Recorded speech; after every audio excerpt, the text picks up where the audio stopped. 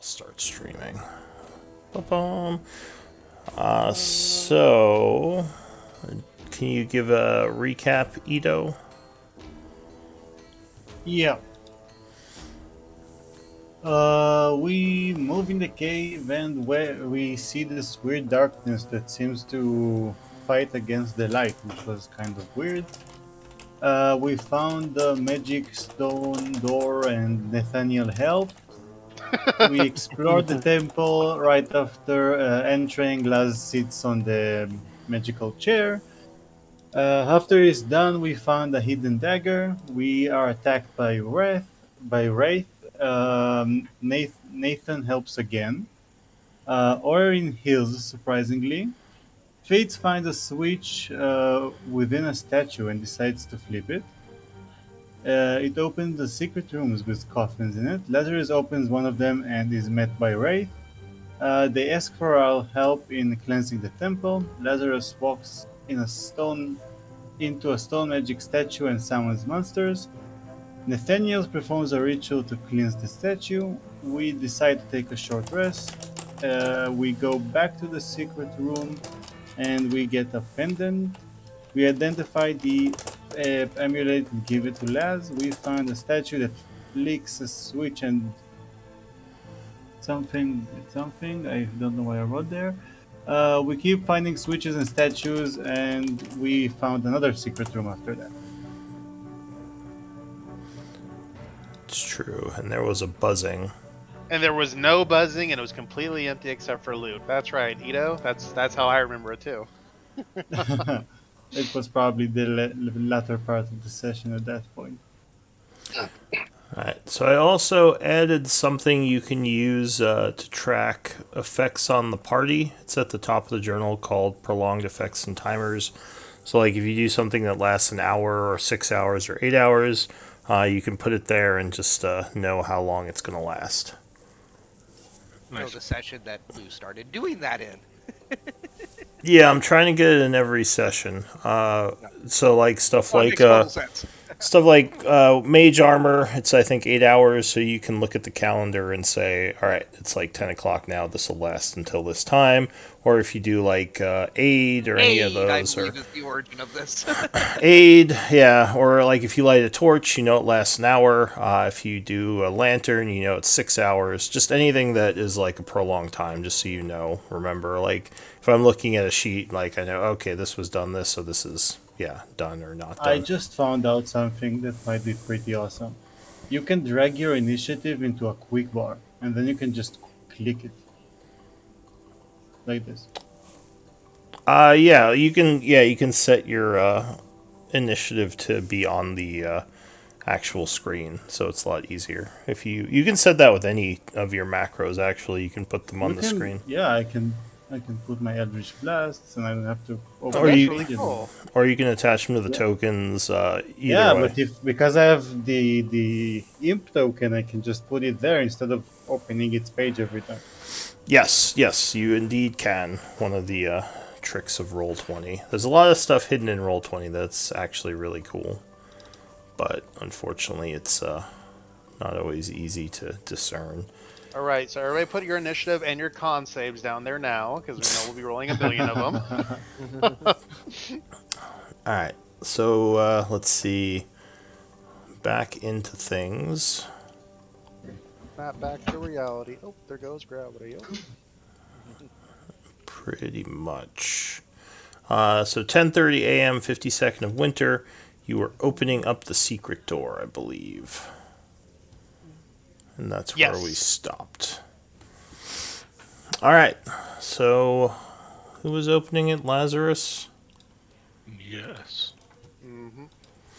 All right. So the stone grinds against stone as the secret door pushes open. Can we maybe switch maps to that? Yeah. I suppose. No, you all just die. The end. Oh, that's right. Because This we're is about where- to start a fight against this fucking mosquito bullshits. It could be a friendly mosquito. You never know. It could Never indeed. met a friendly mosquito. It could indeed be. Roll for initiative. Really? Yes. Damn it. That's not friendly. Wait a sec. Hey, look at that initiative. Wait, can I just ask quickly, Lou? Where's the door? Because I can see through right here. Yeah, the stone Yeah, it slid was a open. secret door. It was a Oh, that's secret right. It door. was the secret door. Okay, sorry. Yeah, That you push the buttons and the two skulls. That's right. I remember that now. Sorry. It did not make any sense. I was like, that looks like a wall. Why can I see through it? And you heard the buzzing. Oh shit! Is that another of the statues? Oh, fuck. Shit. I torched it again. No, I did torch it. All right. A couple people torched it. So Who's playing Deska, by the way? I was just gonna put her in the background. Okay. We got That's 5, fine. so we should be fine. Some people might need to Hey. re-roll. I think you torched it. I'll put your torches to the back. Did I torch? I torched. God. You torched it. I think that's going to be a new phrase, torching it. I'm gonna stick the original if that's okay. Much higher. So, do we want the rule to be that you always use the original or that you re-roll? Because usually the rule is if you roll the wrong thing, you just re-roll it. I mean, we think usually do it the should be original when decided we. by the fact that changing it on the turn order is annoying. Yeah, that's kind of That's where I it. sit. Like, I'd almost rather we just re-roll if you mess it up. Fine with that. I mean, I don't really have a we've error we've together. always used the original when people don't click their tokens, but I'm okay with. Yeah, that's what I'm I saying. mean, Like it moving doesn't forward, matter technically. I've been Alright. kind of doing that in the other games, just re-rolling because it's annoying to like manually change it and reorder it. So So you want me to re-roll because I forgot to click my token? Is that what I'm hearing? yeah, well, definitely if you forget to click your token, but if you roll as a torch as well, we'll just delete the torch and do a re-roll. Just because it's easier than going and reordering it. So we got 5 of you. Looks like we're good. I went from a 23 to a 6. That's just awesome. So the creature is going to fly forward and see Lazarus and is going to lunge at him. Just in case you forgot what it looks like. Bzzz. Holy. Yeah, mosquito bullshit. Demon Mosquito. So the Proboscis, it stabs at you. Zzz. It then sees everyone. 18 versus AC? Nope. Oh, so it just misses you as you dodge to the side, getting out of the way. Nathaniel. Oh, yes, I should figure out what the hell I am doing here. It can help. I've got some second level slots available, and he is next to Lazarus now, right? He is, yes. Let's go ahead and do this. Looks like he is continuing to attack Lazarus. Let me just check and see. Oh yeah, because my inspiration resets on short rest. So 5, 10 to here. So I am in melee also, and then we will do some. What was it? Unsettling words Okay. on him. So you are casting Unsettling Words. You have the description of that. Yeah. So this is the The runaway one. yeah. Well, no, this is the next saving throw. Alright. So, as you cast the spell on him. Oh, this isn't the saving throw. This is the. No. Okay, so you do Unsettling Words first. And now we do the mess with their head, dissonant whispers. And what's the cosmetic effect of that Unsettling Words that you use again? Unsettling word would be just me kind of probably banging my drums a little bit, like they're kind of off to the side, and I'll be pa pa pa, your death is coming, pa pa pa pa pa pa pa pa, something like that. Alright. Fair enough. Alright, so you unsettle him with the Beat of Doom. Yeah, and then we will do some dissonant whispers. I can also link the full spell if that's helpful. Yeah. Run away from me spell. Alright, so you cast Dissonant Whispers, I cast it chanting. at level the spell is level 1, but I cast it at level 2. Okay. So you would cast that. You see him glow a bit and recognize that he is resistant to magic, gaining him advantage on this roll. So well, this is a wisdom save. 15, but he also has to take a -2 because of unsettling words. All right. With advantage, 13 becomes a 21, and he would pass, being unaffected by your unsettling or dissonant whispers. You know what? Screw you, Lou. Who's Lou? Oh, DM Raven. Screw you, magical thing. I believe I can do this. Are you going to Roll. Silvery Barbs? Fair enough. Reroll. So I'm gonna use I'll- all my spell slots on this turn. Makes you want to make a lucky character with this spell.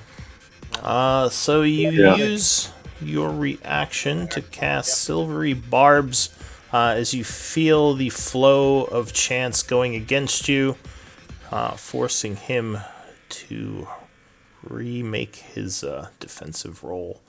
So he does another wisdom roll. The 21 is replaced by a 13, and it is affected. Yay!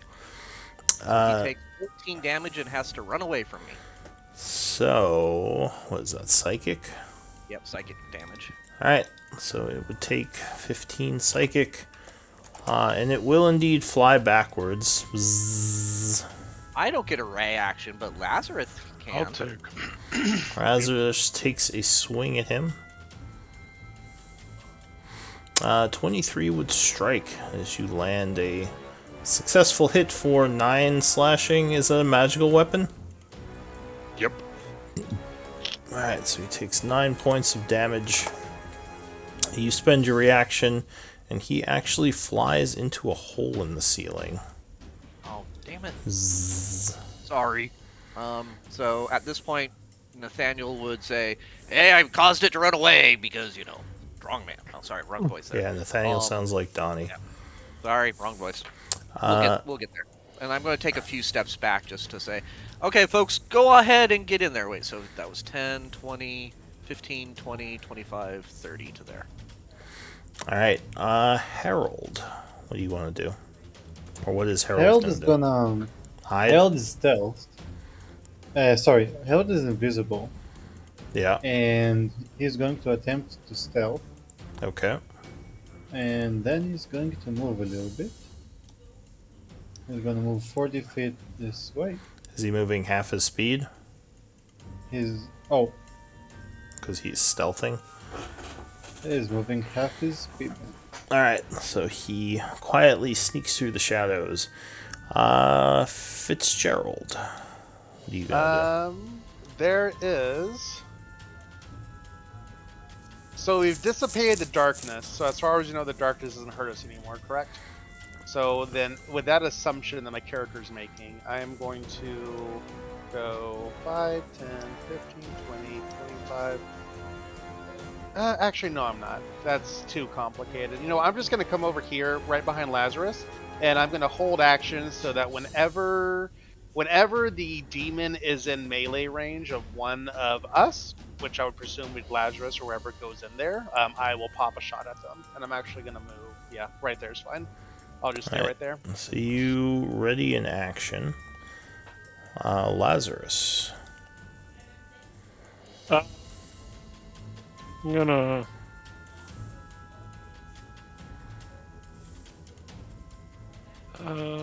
Shit, I don't want to get close to that thing. Gonna go here. And, I'm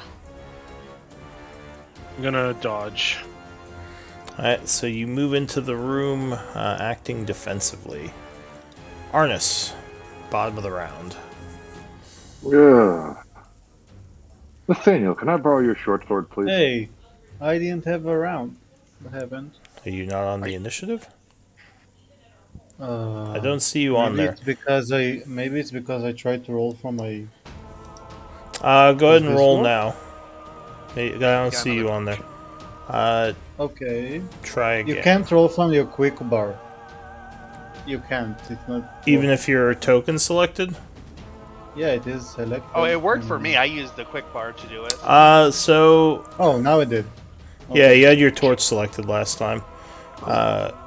So I will put you in after Arnis, and then can next be- round I'll reset it. Okay. Or I guess, yeah, you'll just go to the top of the round. So Arnis, what are you doing? Nathaniel, allow me to borrow your short sword. Okay. Here you go. All right, I Better hand with him my. words anyway. I can talk to him really well. Would you Alright. like to hear a story? Yep, I hand him one of the spears. I take his short sword and draw the other short sword, and I am going to come up to here. See, I think unless you use your action, you can only draw one of the short swords this turn. Well, if he hands me one, Well, handing you one is your item interaction. That's you taking it from him. okay. All right. So that's fine. So I will.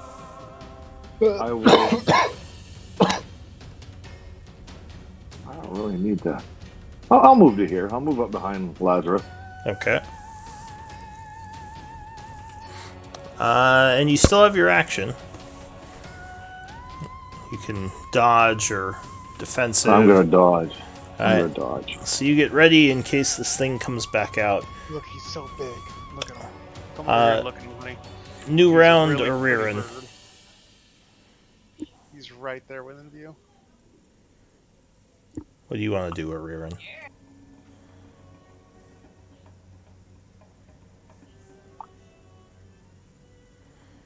Alright, so Ariran moves up to the north a bit.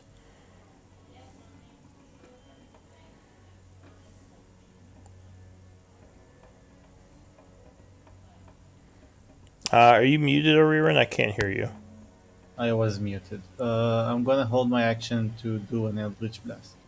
And you dropped your torch back here? Apparently. Alright.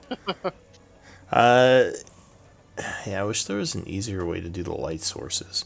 Alright, so you ready in action, torch in hand to Eldritch Blast if you see the enemy. I think it's my Lightstone, not my torch. Or Lightstone in hand, sorry. Alright, so the demon goes.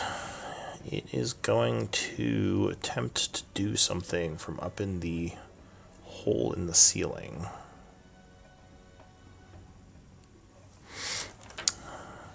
It attempts to summon a demon. It does summon a demon.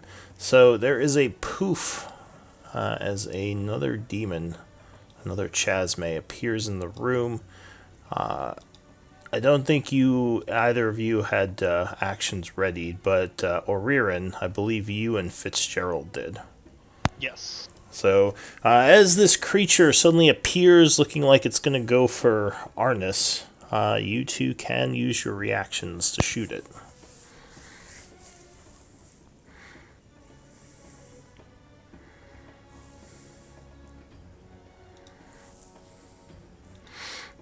Alright, so Fitzgerald, let's loose a longbow shot for 14. Now, I don't remember, is that magical? A magical No. source. Alright, so the demon would take 7 points of damage from his shot as he spends his reaction. And next up is Oririn, who fires 2 blasts using his reaction as well, but only one of them strikes, dealing 9 points of force damage. The demon is kind of startled by these sudden flurry of attacks, and it is going to... What is it going to do? How smart is this thing? Fairly smart. I think it's going to move up this way and go for Fitz, but Lazarus, you would get an opportunity attack if you wish to take it. Yeah, I'll take it.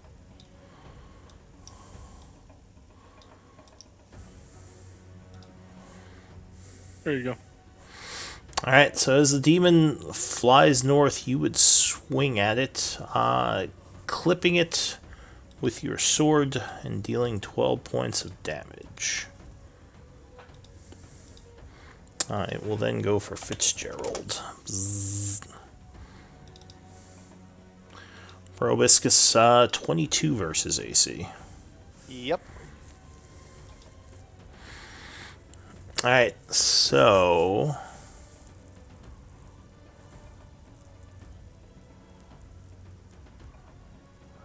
Ooh, alright.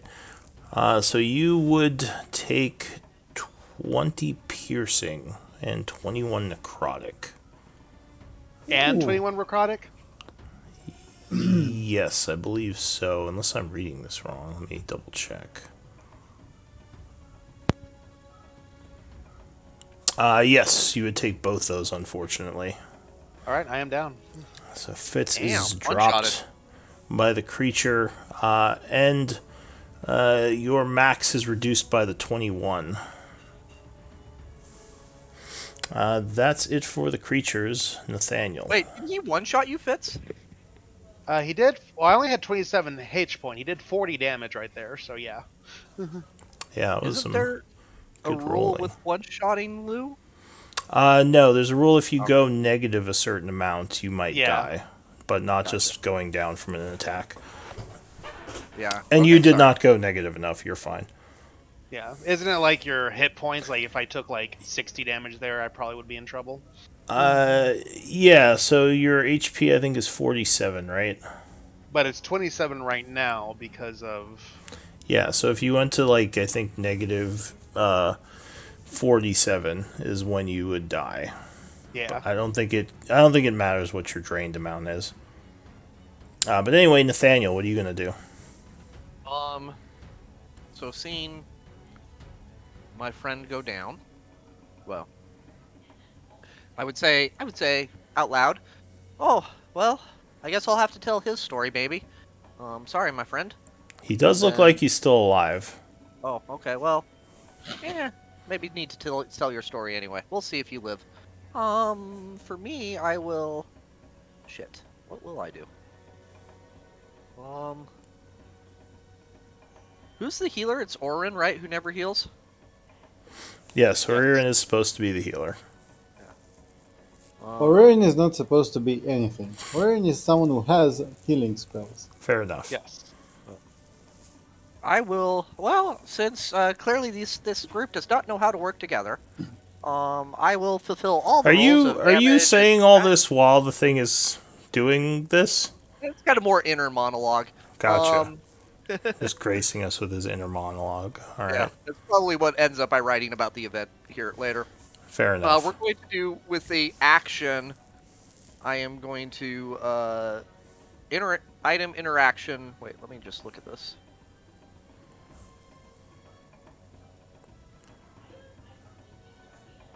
Would I know that creature had advantage on wisdom saving throws, or why did it have an advantage? Yeah, so it seemed like when your magic affected it, it looked as if it was Not a bad idea. resisting it. So Yep, okay, so you believe, yes, it does have advantage on saving throws, mechanically Okay, so- speaking. item interaction. Pulling out my crossbow since I gave my main weapon to Aaron Mhm. or Arnis. I'm going ahead and take a crossbow shot at it. All right, so you line up a shot with your crossbow. 18 would be enough to hit. 10 damage, but it is not magical, unfortunately. All right, so the creature takes 5. Yep. And then I will bonus action, and this is my last second level, guys, so I'm getting low on spell slots. I will bonus action healing words on Fitzgerald there. All right, so Fitzgerald is affected by healing word, That is a and second level. you regain 9, putting you at full health. Although you are still on the ground. Technically 7. And so that's action, bonus action, which typically means my turn, and I will say, go ahead and get in there, Aaron. You got this. All right, Harold, I assume, is going to keep hiding. He is going to move a little backwards. Like Okay, this. so he sneaks through the shadows. You can go ahead and roll another stealth check. All right, not doing as well, but still invisible at least. Thank you for the chump change, one of. Fitzgerald. So So- you're prone next to this thing. It looks like it's currently looking towards your buddy Arnis here. Yeah, I'm gonna shake myself awake, And then I get up using half my movement. Yeah. I am going to bonus action disengage, or am I? Is that one of the D's I get to do? Yes, as a rogue, if you use roguish action, you can disengage as a bonus action. I'm gonna go 1, 2, 3 All right, tumbling to get away. backwards. Yep, and then I'm going to pop a shot at it again, rather shakily. All right. 20 would be enough as you hit it again for 6 damage, non-magical, which is 3. And it is now looking at you again. Zzz. I never learn. Oh, wait, sneak attack, so another 3 damage. Anything else? Nope, that is me. All right, Lazarus. I'm gonna move here. All right. So you kind of move around as the creature is distracted by Fitzgerald's shots. And I'm gonna attack. Alright, you lunge forward, cutting at this thing, but 10 is not enough, and it squirrels out of the way of your swing. Alright, second one. Oops. Alright, so you swing again. This time you hit his tough hide, and the attack would be deflected. Anything And else? that's it. Nope. Can't do anything else. Alright, Arnis. Okay, I'm going to draw the second short sword, Alright, and now I'm going to. 2 short swords in your hand. Correct. I'm going to attack. Alright, Nathaniel, is that a +1 short sword, Nathaniel? It is. Standard It +1 is? health special. Yeah, but yes, it is. All right, here we go. Alright, so you attack with the first short sword. 23 would strike, getting its attention back. It takes 10 points of damage and starts to look wounded. Bzzz. The second short sword attack, 14, unfortunately would just miss. All right, and then for a bonus action, we are going to prepare our patient defense. So if he attacks, I can die. Does he look like he's focused on me? At the moment, yes, he's looking directly at you, like he's going to counterattack. Like with a flourish, I just wait with patient defense, staring in its multiple buggy eyes. So you spend a key point getting ready for the counterattack. Yep. Or Ririn, what are you going to do? Move a little bit and drop my lightstone where it is and start shooting it. Alright, so you take several blasts at this thing. First one would strike, and the second one would strike. Blasting I think him. I can re-roll it. It's an attack roll, ability check, or saving throw. No, I can't. Sorry. Oh, for the halfling, yeah, not for I damage. keep getting confused. So he takes 12 points of damage, and it's looking badly wounded. Anything else? No, that's it. Alright, so this guy here is going to buzz as it lunges at Arnis, albeit at disadvantage, luckily. 16 versus AC, which I think Yes. would... Oh, just misses you. So luckily you jump back, getting out of the way as it lunges, avoiding the attack. You hear buzzing down the hall. Bzzz, as it looks like the original one comes back into view. It double moves and ends its turn here. That is it for the demons. Nathaniel. Son of a gun. What do I want to do? You think that this one summoned the second one. No, I figured as much. It's just not in a very good position for me right now.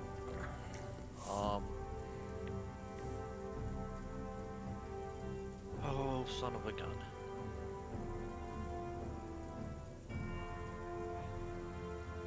Sorry, just yeah. Honestly, at this point, I'm actually just going to take a simple bolt shot at this one.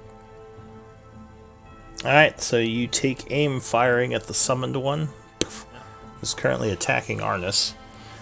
16 would be enough. Well, actually, you got some cover in the way, so that would miss. Oh, fair enough. So we will do that, and then I will, as I beat on my bongos and I kind of say out loud, Orion, so far your story's kind of shit. Show me a little bit better. And I give him some bardic inspiration. You feel strangely inspired by that, You're wrong, Orin. insult. Alright, so that's it for Nathaniel. Yep. Harold. Yeah, Harold is gonna trying to stealth better. Alright, so he's moving through the shadows. 17. Fitzgerald. I am going to, seeing this one return, I'm going to go 1, 2. Where? Now, just a quick glance. Door, hallway. Mm-hmm. I'm actually going to go, so let's see. 1, 2, that's 10. I'm going to pop a shot at the wounded one. Alright. Boop. No, unfortunately 14 is not enough.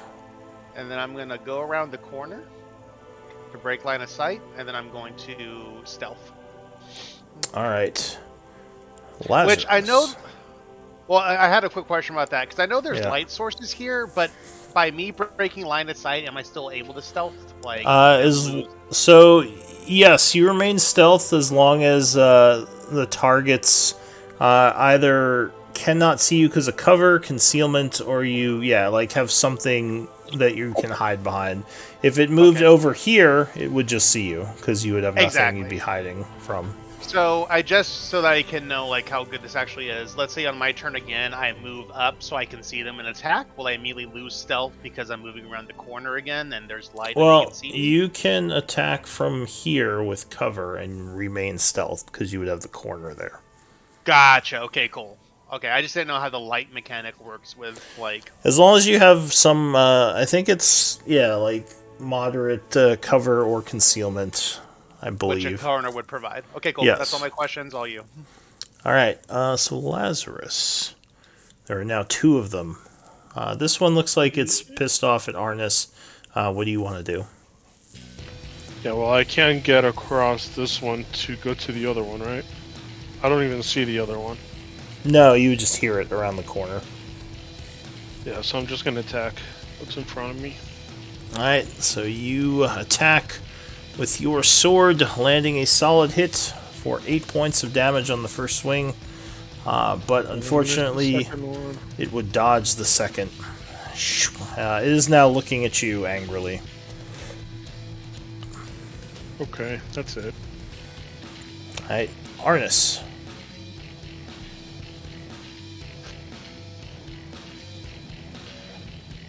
Are you muted? I am sneaking up on him and attacking him again. Alright, so as he's kind of turning to face Lazarus, you attack with the short sword, getting a solid hit. 17 would strike. And he takes 7 points of damage from the attack. And connecting with the second short sword, he takes another 9, which would finish him off as he turns to dust. Anything else, Arnis? Yes, I've got a ton of movement here. I need to get involved with that here. I'm going to move past Lazarus into this corner Okay. and up. Well, that's just a wall. Is that a wall right there? Yeah. It is. So yeah, I'm gonna pose right in there, and just wait. That is my turn. Alright, so you move over behind Lazarus. This one looks like it's flying towards Oririn. So, at the end of the turn, something strange happens. A figure comes stepping through the door back here. A ghostly figure, and he looks at Nathaniel and the rest of you, steps forward a bit, and will shout, "The light of Palor, or the light of Heronius protect you all." And you are all blessed. Except Arnis, I think he's too far away. So he puts a bless spell on you as he enters the initiative. Oririn, top of the round. This thing is coming right at you. Well, I'm gonna shoot it. Alright, so you take several blasts as you watch it approaching. Zzz. 14 with the +2 would be just enough, and the 23 definitely strikes as you deal 18 points of damage. Zzz. Wounding the creature as it continues coming at you. The priest looks to you and says, "Well struck."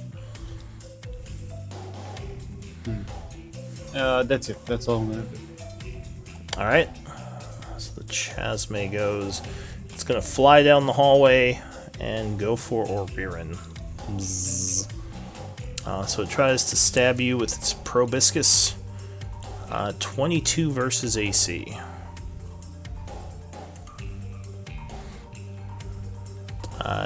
Do you have anything you could do, or is that going to hit you?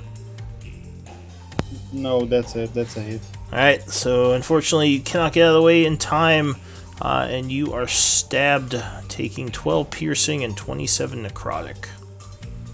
And your HP is reduced by 27 from your max. Ouch. Those things hurt. Luckily, that's all it can do. Nathaniel, what are you going to do? Don't worry, my Enough, friend. Don't you think? I'm sorry? I'm at half HP of my half HP. I say, don't worry, my friend, I will save you. And I will go ahead and use another Bardic Inspiration to cast a Unsettling Words on him. Okay. So once again, you beat your drum, sending unsettling vibes, giving him a -6 on his next saving throw. And then we will cast at level 3, using my last 3rd level, a Dissonant Whispers on him. Alright. So he makes a wisdom save. And he does get advantage, but it loses a d6 from it.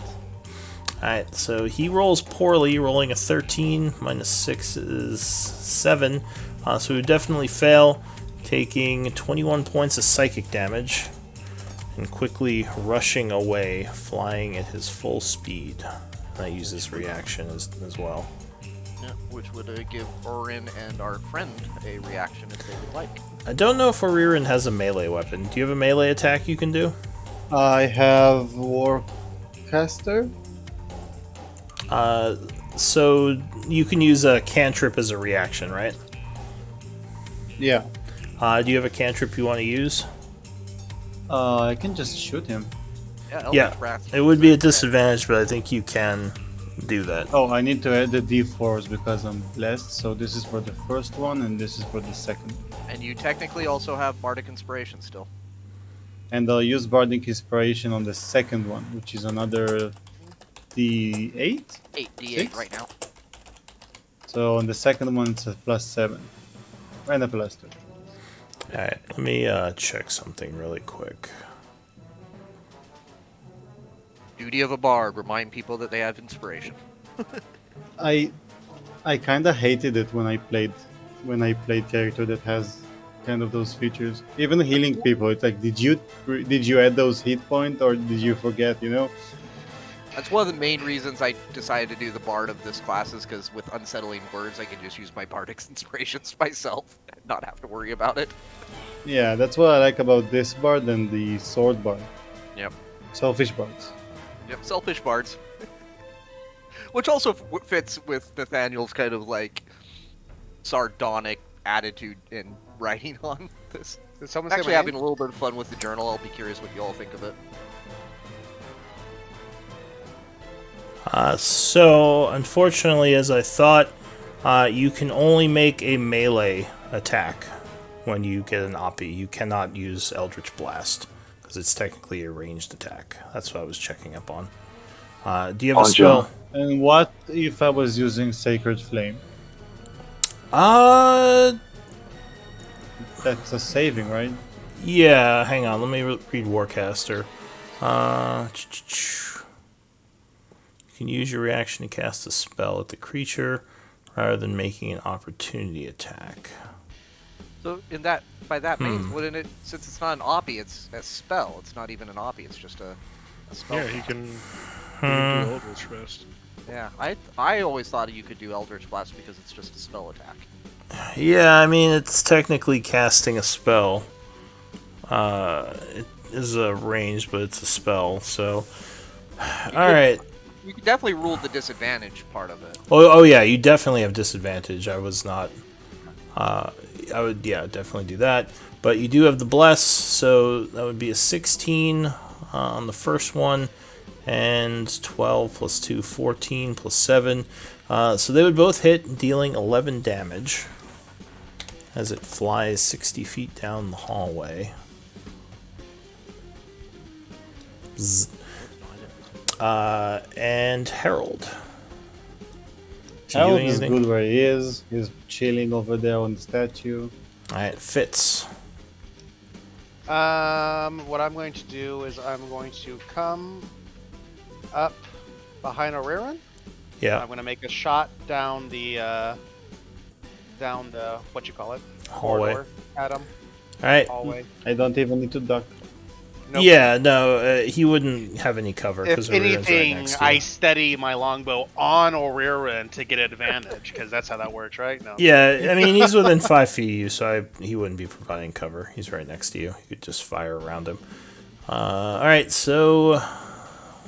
you have advantage? I was just joking, I'm short, but there is a mechanic to it apparently. Do you have advantage on this attack?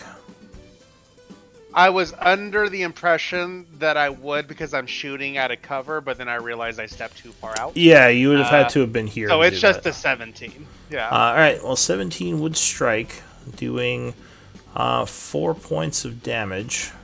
Oh, wait, no. So ignore that because there's no one next to him, right? No, there Yeah. isn't. So he would just Okay, take cool. the 4 from the shot. Turn around looking angrily at you as you step back. But yeah, you could have just fired from here. You didn't have Well, to... I was under impression because, since, this is the line of sight I see, so I'm like, if I shoot from there, I'm giving it cover. It's as long as one of your corners can touch all 4 of his without a barrier, which would happen from this corner here. It doesn't go from the middle of your square, because technically your character is only, taking up a small portion of the 5-foot square, and during the attack, you could just move to the corner there and fire around it. Okay, that's the thing is trying to get these perspectives is always weird because I know when Nathaniel was shooting, he was shooting from this angle, so I'm like, well, if he got cover from this, how would he not get cover from this? So that's why I moved that far out. So if that's not the case, I would have shot from there. It's just the cover system still is a little bit confusing to me and how it affects everybody. Yeah, so I mean, if you think of a person standing in a 5x5 foot area, I mean, the person is taking up a very small percentage of that. It's just that during the fight, it's considered, or you're assuming the person's moving around in that 5x5 foot area for dodging and counterattacking. So, yeah, you could just, so as long as one of your corners touch all 4 of his uninterrupted, you're fine, which they do. So in this case, it wouldn't, right? Because I can't touch this corner uninterrupted because I have the wall and the thing in the way. Because when you say corners, I'm thinking, okay, I can hit this corner, I can hit that one for sure. This one is sketchy, and that one's super sketchy. like based on the line that So- I'm making. But now it just Yeah, hit what you said. Nathaniel. It's not from the center. It's not from the center, yeah. So, like, for example, if you snapped a corner, you could do all 4. Gotcha. It as soon as I said that, then I realized what you said about it doesn't. Okay, gotcha. Okay, we're good. Okay, Yeah. so that's what I would have done had I understand the mechanic better. Yeah, because So you don't take have the to damage. stand in the center of your 5-foot square for your turn. It's assumed you're moving around within there. Okay, gotcha. Yeah. Yeah. I didn't know you could snap the corner either, so I just looked at that. I was like, oh, Yeah, okay, I actually cool. didn't know that existed until right now. So that's actually pretty legit. Okay, so I'll start using that from now on. So I think can not that's have actually a it- newer one. I don't think you could do that before. I don't remember that being an option. But anyway, snap. Lazarus. And then bonus action, I'm gonna hide again. Okay. So boom, whatever. Just knock it out. Lazarus. Yeah, what are you going to do? Walk over here. Yeah. Wait, how much was that? That was 10. Okay. There's no way I can get to that fucker. So I guess I'm just gonna stand. I'm gonna stand here. All right. I'm gonna dodge. So you get ready for him to come back at you. All right. So end of the round. The creature goes, the ghost. He's gonna, I think, look at Oririn, and he points at you chanting, and you regain 5 hit points. What was the die? D4. 5 hit points. So I guess I get the max when you if you roll. Oh, then it would be 9 hit points. Okay. Thank you. Wait, did I do the math right? No, plus 3, so 7 hit points, sorry. 7. Okay. Thank you. Orion cares the most about healing himself. Not so much others, himself. The angel blesses him, not others. Arnis. 5. But I can't get past the. Where's Lazarus here? 5, 10, 50. Ugh. 25. Where is he? Oh, it's too far. I can't get to him. Ah, I fall short. I guess I prepare a reaction. All right, so you ready? What is your action you're readying?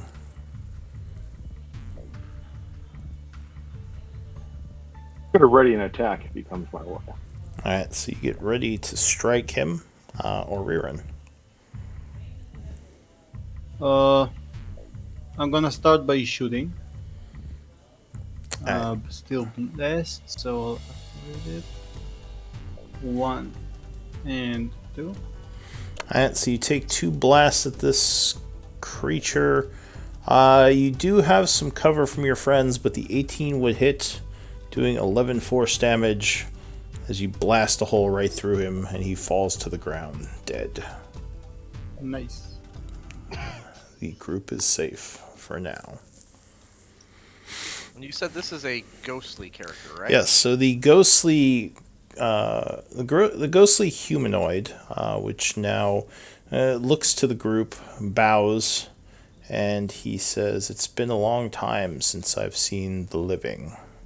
I am Father Calitros."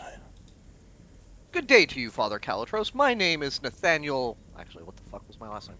Ben. My name is Nathaniel Ben. I am a scholar and historian and storyteller. I would love to hear much more about you. I can also share you the news of the land, because it seems like you may have been out of it for a while. He nods. He says, "Indeed, I have been in this temple for, well, I don't even know how long. What are you all doing here? I thought Let me introduce you to my companions. This is the Odd Restful. This is Fitzgerald, Oririn, Arnis, and Lazarus. They are heroes." And that just kind of lingers in the air a little bit. This is heroes. I cough. Is there even I, such a thing anymore? He seems a bit distant as he looks down the hall. He says, "We are in danger here. We should not linger. I can bring you someplace safe. Please. I if you want to would. loot. I saw 2 chests in that room.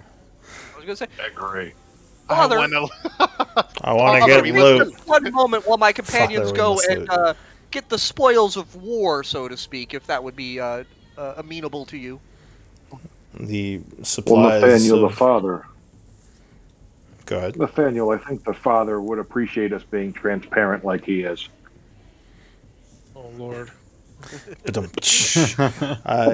He says the treasures of this place are no good to the dead. Feel free, but I suggest we do not linger. More demons Sure. might be about.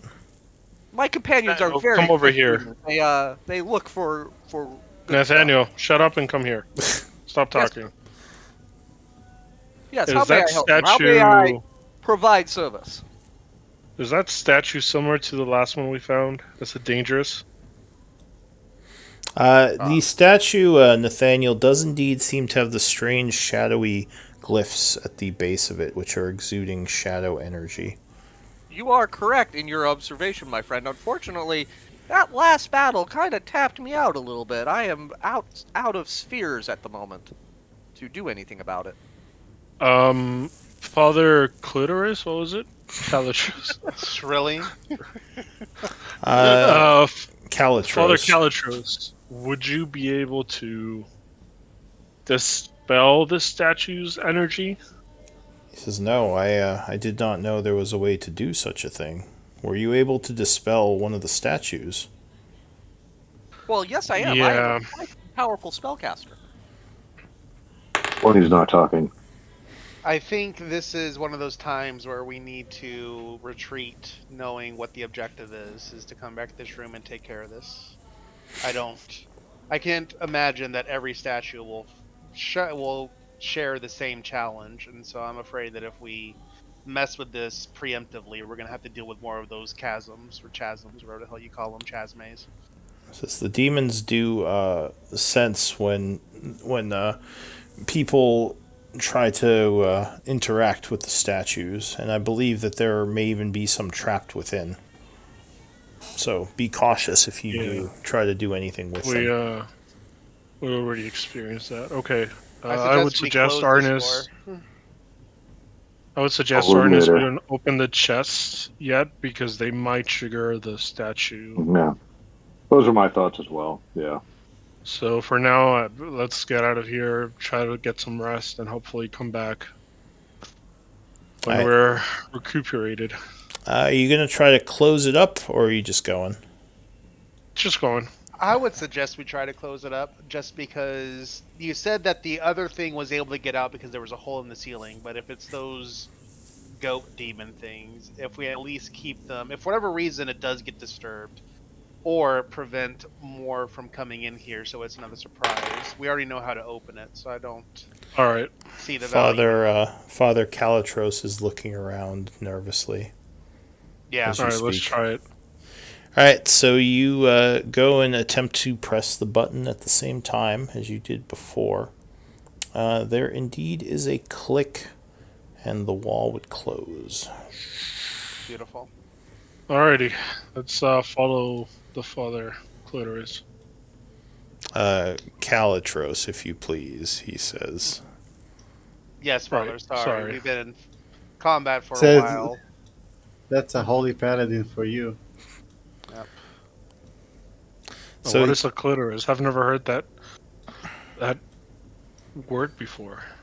They used to laugh about those things where I come from. Never seen one.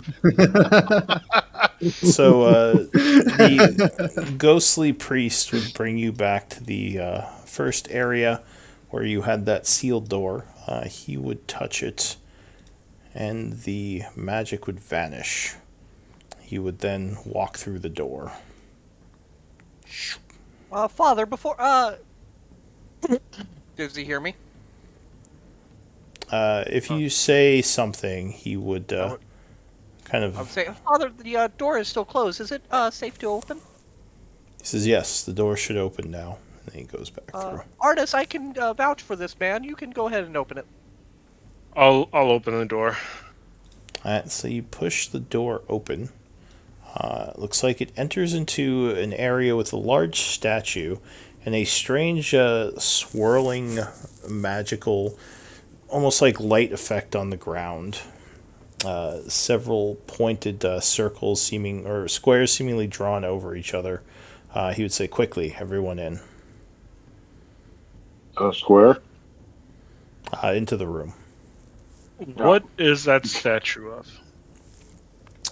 Do you have knowledge religion? No, I have history. Alright, sure, give me a history check. Oh, whoops, not Arcana. Hey. Apparently I know a lot. So, the statue looks like some kind of holy knight. You actually recognize it as being a figure from one of the early wars that happened right after the Cataclysm. As people came underground, several knights of various orders had joined forces to try to fight off a drow regime that was attacking some of the survivors of the Cataclysm. The knights gave their lives to help the people flee, holding back the drow attackers. I will go up to the statue, get on my knees, and start praying. Alright. So you begin praying. Father Calitros kind of looks at everyone and he says, I'm guessing I'm guessing you're from some sort of colony nearby?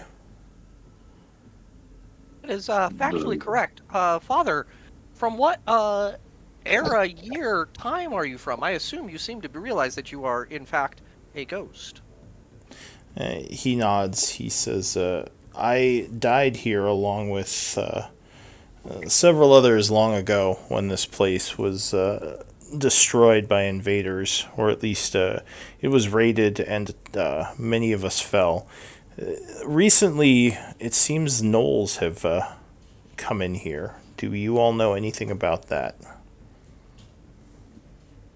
Yes, I will we get do up know. from praying and look back and say, yeah, followers of Yunogu, those bastards.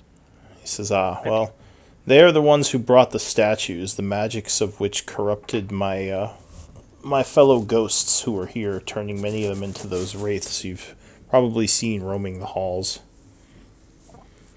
He says, some hold their sanity, but most who have been corrupted have become mindlessly violent, attacking and draining life force from any living they can find, which unfortunately is just you right now.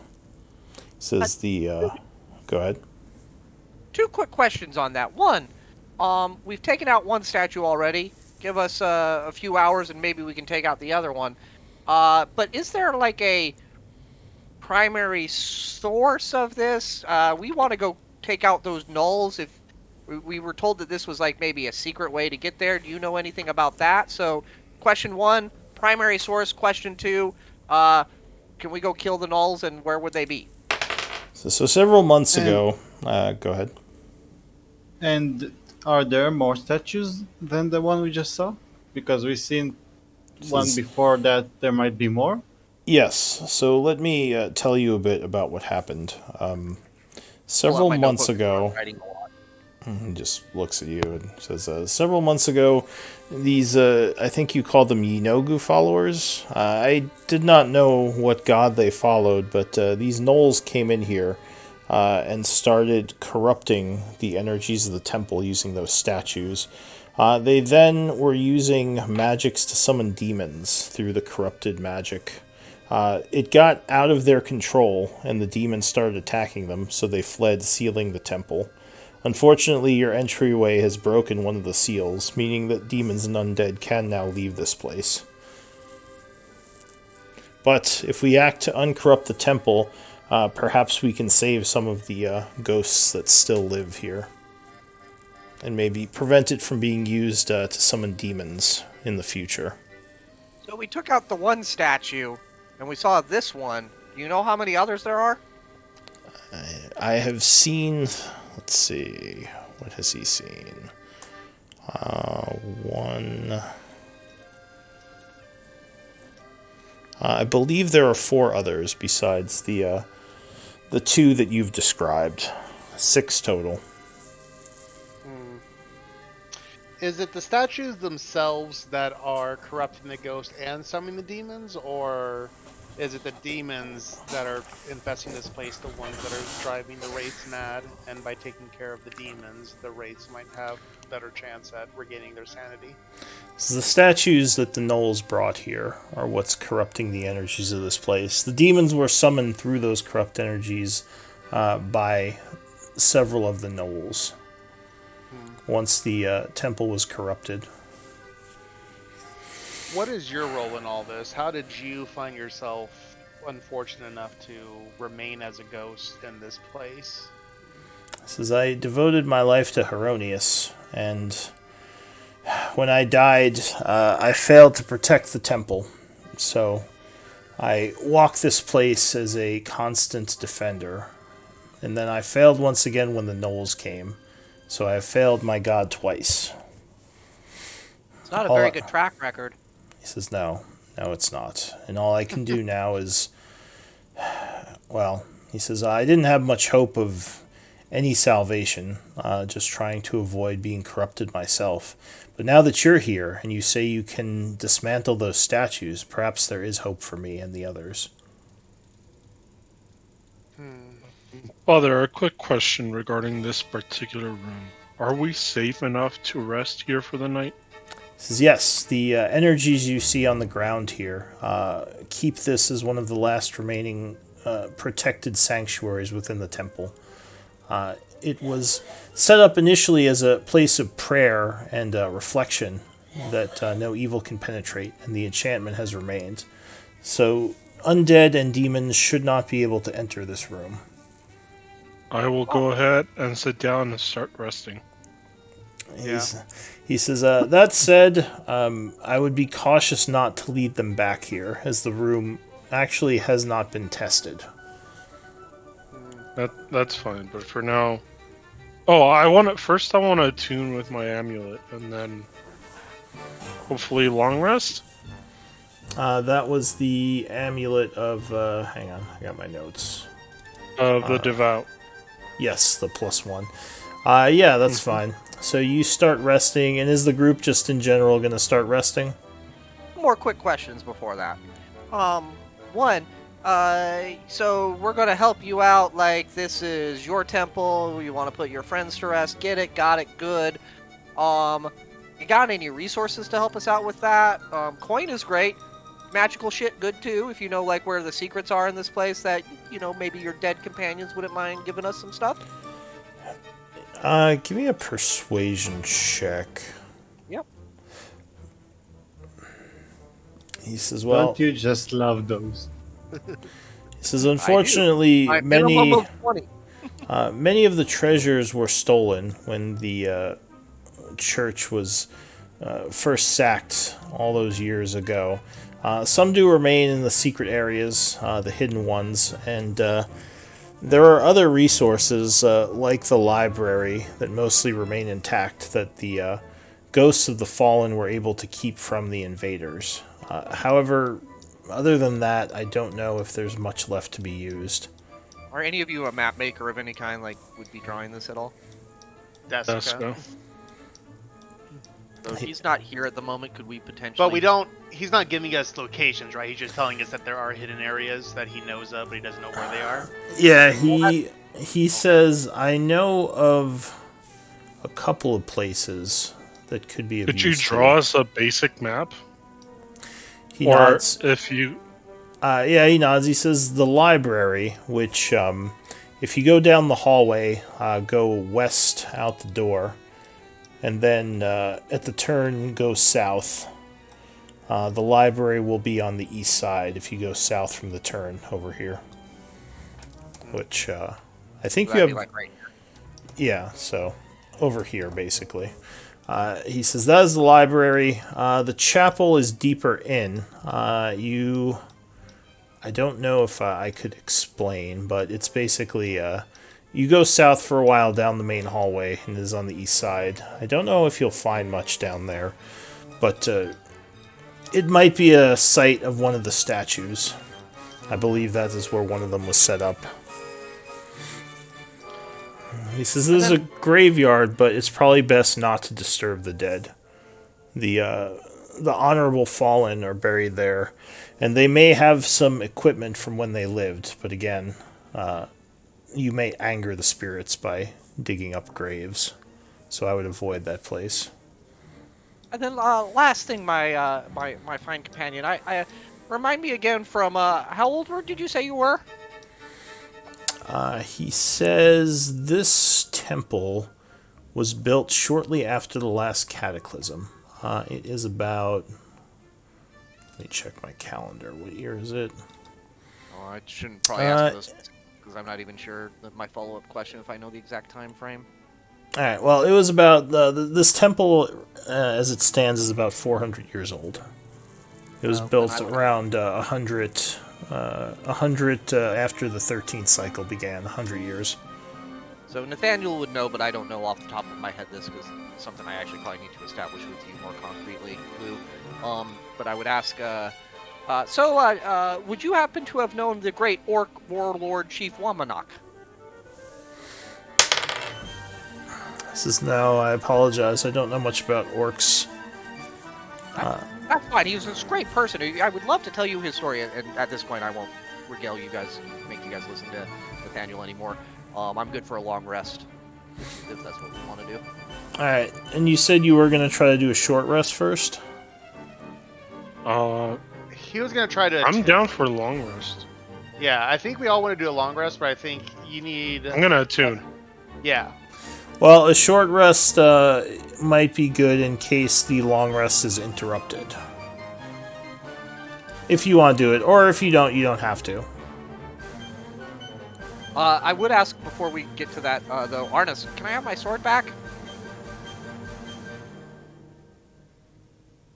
Arnis, you're muted.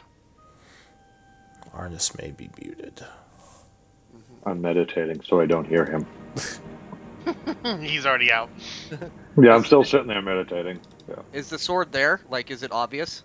I would assume Well, you would just put it in the yeah, scabbard, right? Yeah.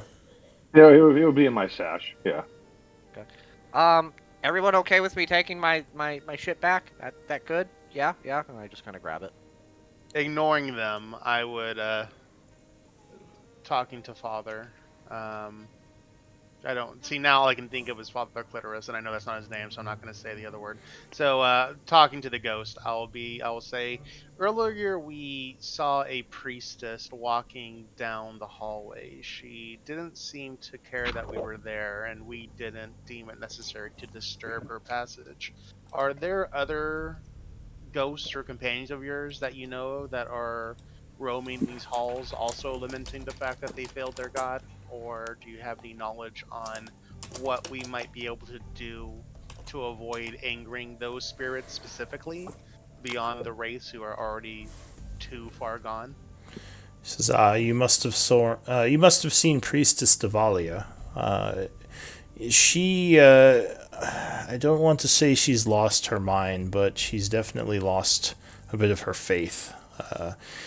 I don't think her hostile, though she has not spoken to me in some time. Most of the ghosts have not.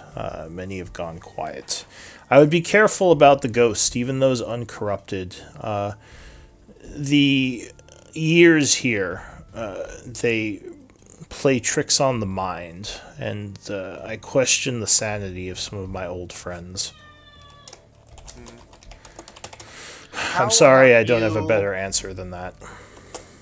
How have you maintained yours? He says, lots of prayer and meditation, and avoiding areas with the heavy pull of the darkness that the gnolls infuse this place with. And I guess some luck, maybe. He says, Assuming... Go ahead. He says, even though the followers of Heronius it feels as if the light of Heronius has dwindled, my faith is still strong, and I hope to one day be able to preach the word of my God again to the people. With the assumption that I would. We'll see how this goes, but I would say with the assumption that that I also have access to the map that Duska and I were kind of working on together. Would it be possible to do some, like, let's say that we're doing a short rest real quick, like an hour of us like settling down, getting used to this new environment we're in. Over there, Arnis is meditating. Laz is, focusing on the pendant right now and just kind of like vaguely listening to what's going on. Nathaniel's exposing everything about everything to everybody. In that time, would it be possible to do any kind of checks to see that with me conversing with Father, that I could come up with a rough map of areas that we haven't explored yet with his knowledge? Or is that something you just want us to explore firsthand? So I can give you some spots on the map if you want to make markings. Yeah. It will be in the darkness, but it'll at least give you an idea of where things are.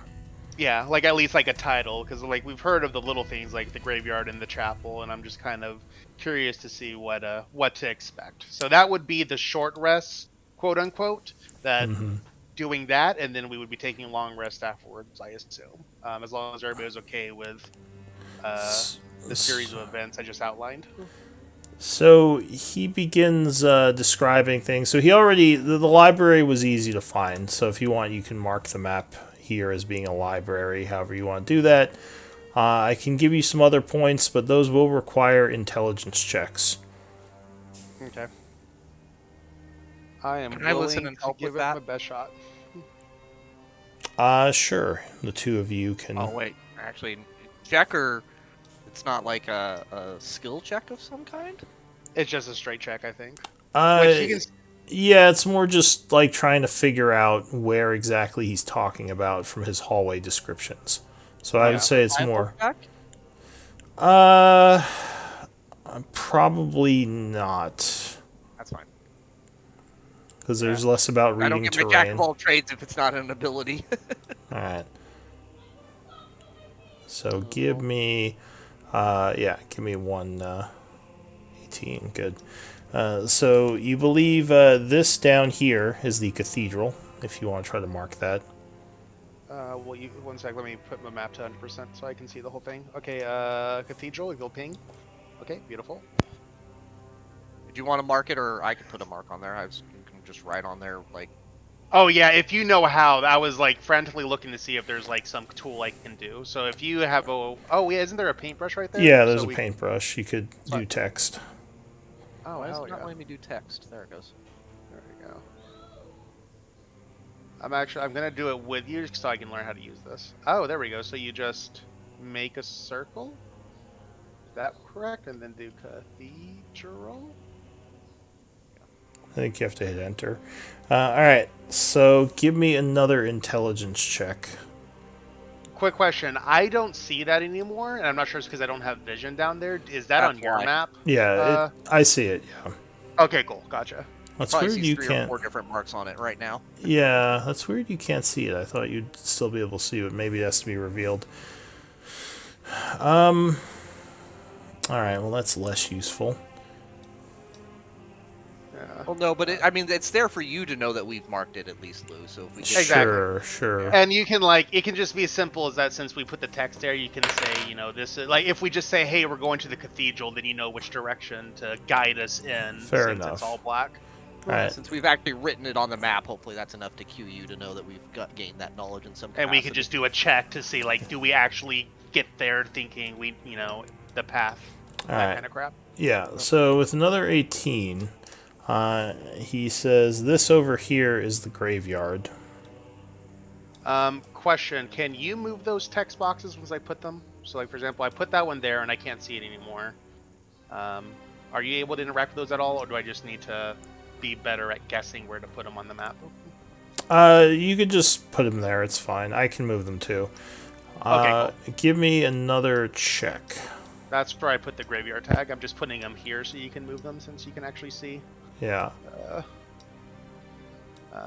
Last one, not so good. Got anything better, Nathaniel? Oh, I got a good one this time. Hey! Teamwork Alright. makes the dream work. So he says down here is the main hall which is where the dangerous demon that was summoned that chased out the cultist is trapped. So be very cautious.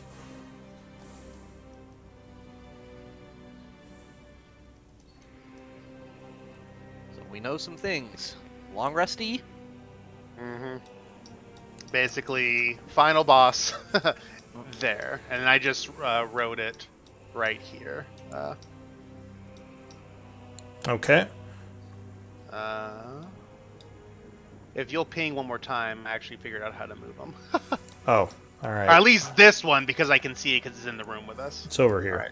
So that's there, and then I think I put a text box over there just because I didn't know where else to put it. So I was trying to see how I could see it. But yeah, okay, cool. And so once that's done, I think that we agreed that everybody at this point, it's time for a long rest. All right. So yeah, give me a d20 roll. I just plan on finishing a short rest and then taking a watch because I don't need a long rest. Roll for events. See if anything happens. I will do it. Roll 1d20. Boop. All right. So the short rest passes without issue. It is now 11:30 a.m. So go ahead and do your short rest stuff if you regain any abilities, attunements, resources of any kind, or spend hit dice. Now attuned. Arctic inspiration back. That's it, but still useful. The ghost will say at this point, now that you're safe, I'm going to leave for the time being, but I'll probably see you in the halls. Understand, friend. Thank you. If you want to stay here for a while, I'd be happy to record your story, but it's all good. He says, if you are able to remove the statues, I will happily give you my story, and the other ghosts of this place, you will have their thanks as well. Alrighty then. He says, however, if you fail, well, there's some other things I will need to attend to, but I wish you the best of luck. And he walks through the door. Don't worry, I'm good at telling stories of people who fail. It wouldn't surprise me if that's this group. You need to work on your inner monologue and your outer monologue, I would say. Being honest. Arnis, are you trying to open the double doors and go outside? You're muted, Arnis. No, I'm just trying to sit right by the door because once my short rest is done, that's all I need. And I imagine when Nathaniel's sleeping, he's more peaceful, so I'm going to take advantage of that. Fair enough. All right, so some time is going to start passing. Does anyone want to do anything, or shall I just skip ahead till you have time to long rest? Long rest, please. Long rest, I think. Yeah. Yeah. All right.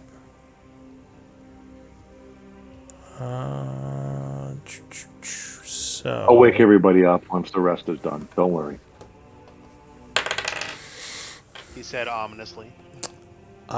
give me another d20 roll. I already did mine. You guys do it? Let's see. Want me to do it? Seems. Let's see how this goes. 4. So you definitely hear some noises in the hallway while you're waiting here, and the hours are passing. At one point, you hear a peculiar noise, though. It's probably about 4 o'clock, you would guess, in the afternoon, and you hear what sounds like gnolls. It sounds like the Gnoll language being spoken, and clawed feet walking through the halls. Is this general knowledge or just Arnis because everybody else is long? So anyone, Arnis probably for sure, but anyone with a, I'll say 14 or over passive perception. Because they're not being super loud, but they are noticeable. That would wake me up then. Like, if it's, Yeah, well, you probably wouldn't be asleep at this point, because it's still early. Oh, okay, I gotcha. Okay, cool. Yeah, so yeah, I would sit up and look at the door and just not say anything, but just like stare. All right. Does anyone want to do anything, or are you just going to hope they don't notice you and continue resting? I gonna continue don't resting notice 'cause I anything, didn't hear. so Yeah. I'm all good. All right. I so just so I understand these double doors, we weren't able to get into them before without the help of the priest. Yes, he. There was some kind of barrier up, and when he walked over, he seemed to dispel it. Okay, so I'm just going to step back and watch the door and lay out my spears, but I'm not going to do anything besides that. I think we're safe behind whatever the barrier is. All right. So you would go ahead. If I use an ability at this point, would I gain it back or would I lose it? At Long rest. this point, well, as soon as the long rest happened, you would gain it back. But the long rest hasn't happened yet. So, well, then I would go ahead and cast Universal Speech. Just see Okay. if I can understand what they're saying. Go ahead and link it.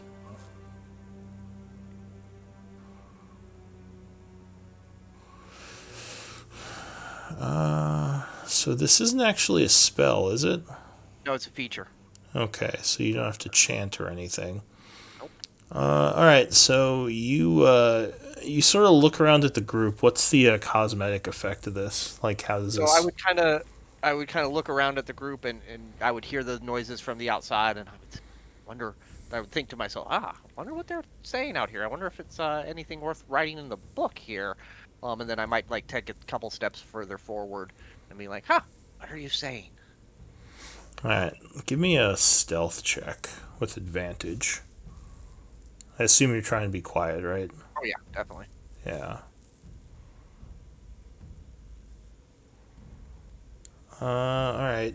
So, with a 16, you think you're okay. And you would hear a voice saying, the outside seems clear, and nothing is in these hallways. He says, we must find who broke we must find who broke the seal, make sure there is no trouble, and then we shall seal the doors again, making sure none of these creatures escape into our tunnels. I would quietly relay that to everyone. And that's pretty much all their. That pretty much finishes what they were saying. There was other things they were saying before that, but that's what you catch. Okay. And a moment later, you would hear their footsteps disappearing down the hallway. Cool. All right, so you relay this to the rest of the group. So I definitely want to take out those statues. Seems like it'll piss off the cultists, which is kind of our goal.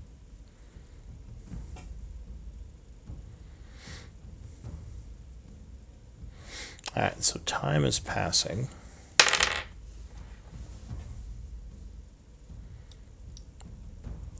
At about 9 o'clock in the evening, or what the survivalist in the party would assume is 9 o'clock, your priest ally comes back. He would nod to the group as he steps through the door. Maybe freak Arnis out a bit. Hello, Father. Good day, Arnis. I assume, or I don't know if you are aware, but it seems the gnolls have re-entered the temple. Yeah, we heard them walk by. He says, I wish to remain hidden from them for the time, so I'm going to stay in here with you. Yeah, just stay away from Nathaniel. He's kind of loud. He would nod to you. So as it gets into evening time and everyone's getting ready to go to bed, go ahead and spend a day's worth of food.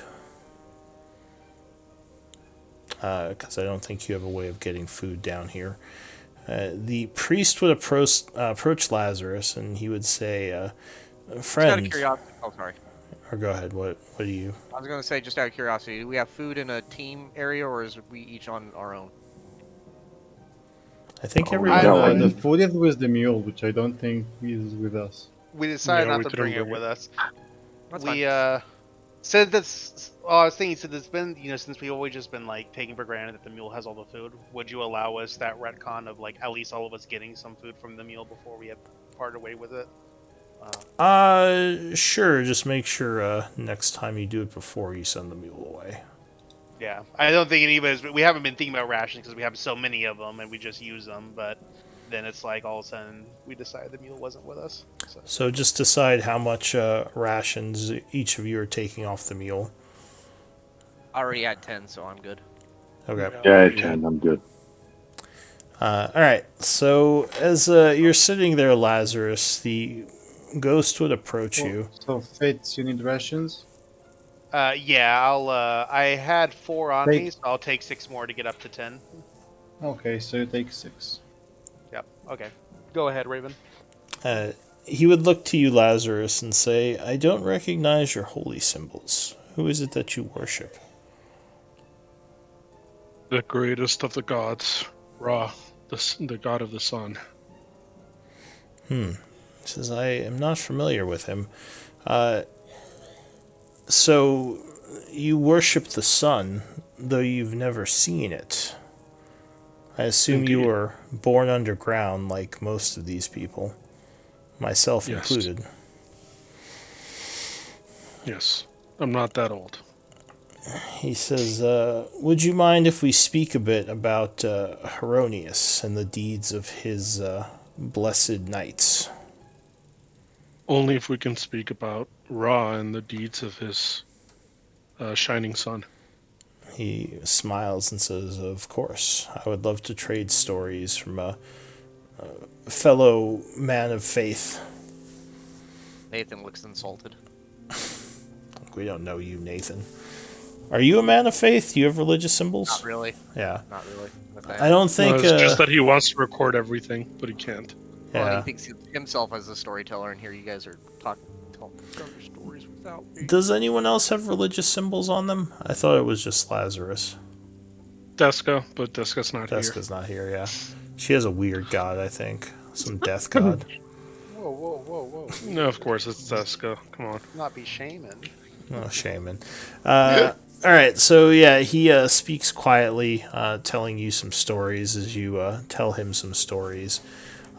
He seems very interested. He would say, after some time, "Is Ra a good god? Is he considered a god of fairness and of good alignment? Or is it more That's just..." kind of Go ahead. That's kind of hard. No, I'm thinking of the actual god Ra. He's kind of a dick, to be honest. So more of like a maybe lawful neutral god or something? No. Yeah. I think neutral. Like, completely neutral would be more accurate. According So... to Forgotten Realms, he's technically lawful good. Come on. I mean, It's play the him same however as- you want. I'm fine either way. I'm just, yeah. It's the same as saying Zeus is lawful good. Come on, let's not talk bullshit. Well, Zeus I isn't mean, it? Ra, you're talking about like the Egyptian god Ra, or more like the Forgotten Realms god Ra? Oh, I've never even thought about the Forgotten Realms. I was thinking about the Egyptian god. Okay, because I don't know if they're supposed to be the same god. They might be totally separate gods. But if it's the Egyptian god, it probably isn't lawful good, because yeah, Ra. So I assume your stories kind of reflect that about your god, right? These maybe a little Yeah, dickish. and I would say the one thing that I enjoy about Ra is that he is very human in his capriciousness.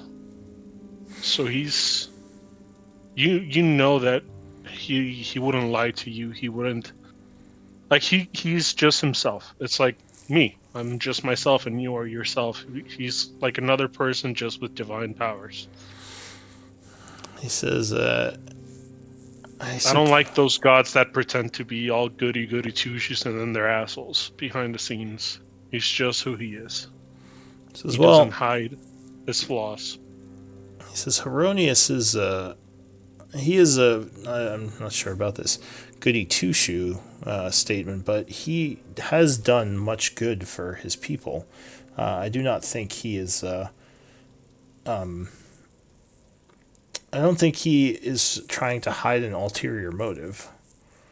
Well, not necessarily an ulterior motive, but also most gods try to hide their flaws to pretend to be more than what they are. But I feel like Ra is very honest in the kind of entity that he, she, they are. Give me a persuasion check. He says, well, in some ways, gods are supposed to be more. They're supposed to be more than man. That is why we worship them. Well, of course, he's more than man. He's a divine being, but he doesn't hide his flaws. This is interesting. Doesn't hide his capriciousness, his vices. He exists. As well. If you're good to him, he'll be good to you. He says, you've given me much to think about. I thank you for the conversation. He says, it's an interesting god. I'd be curious maybe to learn more. Anytime. Alright, so nothing much else really happens as time passes, and you do indeed full rest. So it is the 53rd of winter now. The fucking Lord. Yeah, 53rd of winter at 7:30 a.m. And Okay, just now so there's no shenanigans, we do get our full HP values back. Yes, those of you who were drained, let me just double check that, but I'm pretty sure. Last time it was long rest. Yeah, finish the long rest, yeah. So you would no longer be under the effects of the Wraith or the Chasme. You feel refreshed, and you can also minus a level of exhaustion if you have one. Which I think Fitzgerald had one because he went down. Yeah. Arnez as well. So you Okay, would... now send me all the demons you want now. I have my spells back. So you would notice, for some reason, the circular pattern on the ground that was glowing last night is no longer glowing. I do like Other? an investigation or arcana check on that. Yeah, sure. So the priest also walks over and looks at it, and he says, huh, curious. You know what spell or caused that? How to restore it, perhaps. He says something has drained the magics of the temple. Or at least drained this effect. I don't know if this room is still safe. Figures. He says, I wonder if those gnolls have something to do with this. Probably. Before we August, broke, a very sneaky god. before we re-entered the temple was,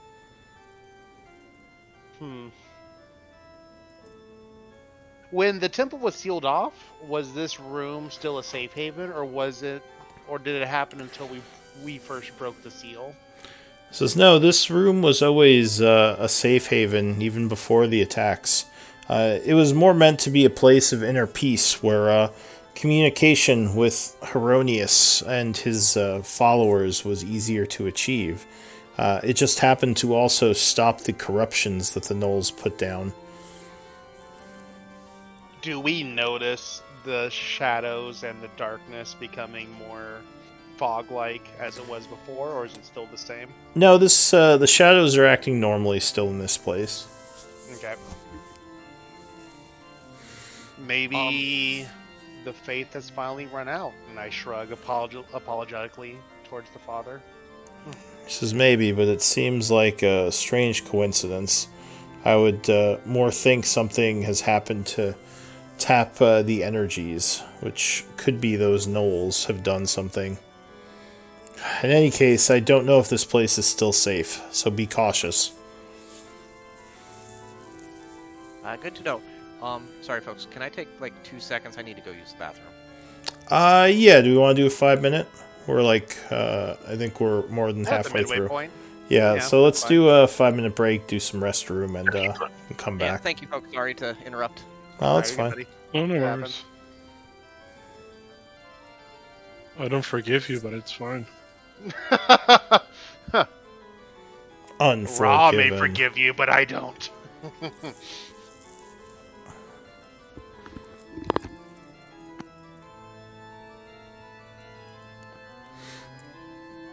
Yeah, I think I'll use the restroom real quick too.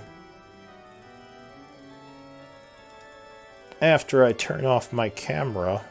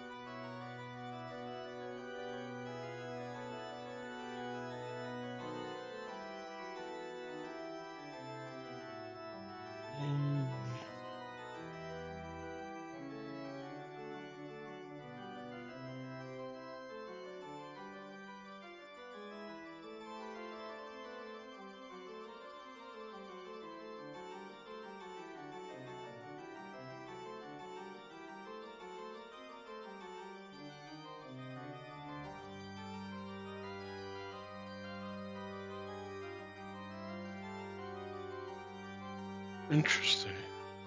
I also took advantage and just went and used a potty. Potty.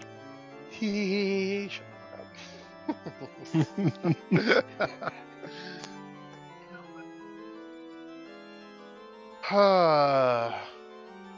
Mwah. Well, No, it wasn't towards you guys. You're going to be That's so okay. lucky. well, that's for you. Yeah, okay, thanks. I'm back. Damn. Sorry about that. Thank you. I'm looking at this shit, and I gotta tell you, I'm working in my mind some way in the future in which Lazarus may switch gods. Ooh. That's a. Remind me, are you a paladin or a cleric? Paladin. That's a big deal for a paladin. Mhm. Yeah. But Crisis so of it's fate. it's basically like the opposite of my current god. I would switch it to Set, Oh, which jeez. is like a chaotic evil god. So God of okay, darkness. that's a Well, that's don't go evil on us, because that. No. But I'm trying to think what would force Lazarus to do Is- something like that. Now here's And a if- question: Is if a Rafe- chaotic? Go ahead, finish what you're saying. If Raven ever decides to kill off Weston, Lazarus will switch gods and he'll become an evil paladin. Like he'll still be with the party and work with the party, but instead of being, the kind of guy that tries to uphold good, he'll kill everything in sight. I mean, It I could would be a like having very characters interesting that I think- character arc. we already murder everything in sight. It'll be fine. We will notice. No, the but difference. even citizens like, oh, you might betray me in the future. Ha! Fuck you. Ooh. Pretty much turning me into a murder hobo. Careful about doing that. That can really be. I difficult do for like our- how you vocalize one of the things that would make you do that to the DM very casually. Like, yeah, if anything ever happened to Weston, wink, wink, nudge, nudge, Mr. DM. Well, The here's the DM. thing. I feel like, God, it would like be turning. You guys know Warcraft, like the story course. behind Warcraft, a little bit. So it would be like Arthas pre-Frostmourne kind of thing, Mm-hmm. Like extremely good paladin, and then oh shit, and then he becomes a fucking Death Knight. Oh, oof. Such a good story. That's Well, So it'd be like a very nice character. I don't know arc if I for would have. Lazarus. I would say Arthas was extremely good. well, a I good mean, character. I mean, is as in, like, it Lazarus was a good completely story. good? He was definitely Lazarus- lawful, probably more leaning towards neutral than good, though. Exactly, especially after Stratholme. You know, like I feel like Yes. if And he Lazarus had- is lawful chaotic. I feel like Or if chaotic he lawful. had better vocalized Can't be- his You mean chaotic Reasoning? good? Oh yeah, chaotic good. Sorry, my guy's Yeah. chaotic good.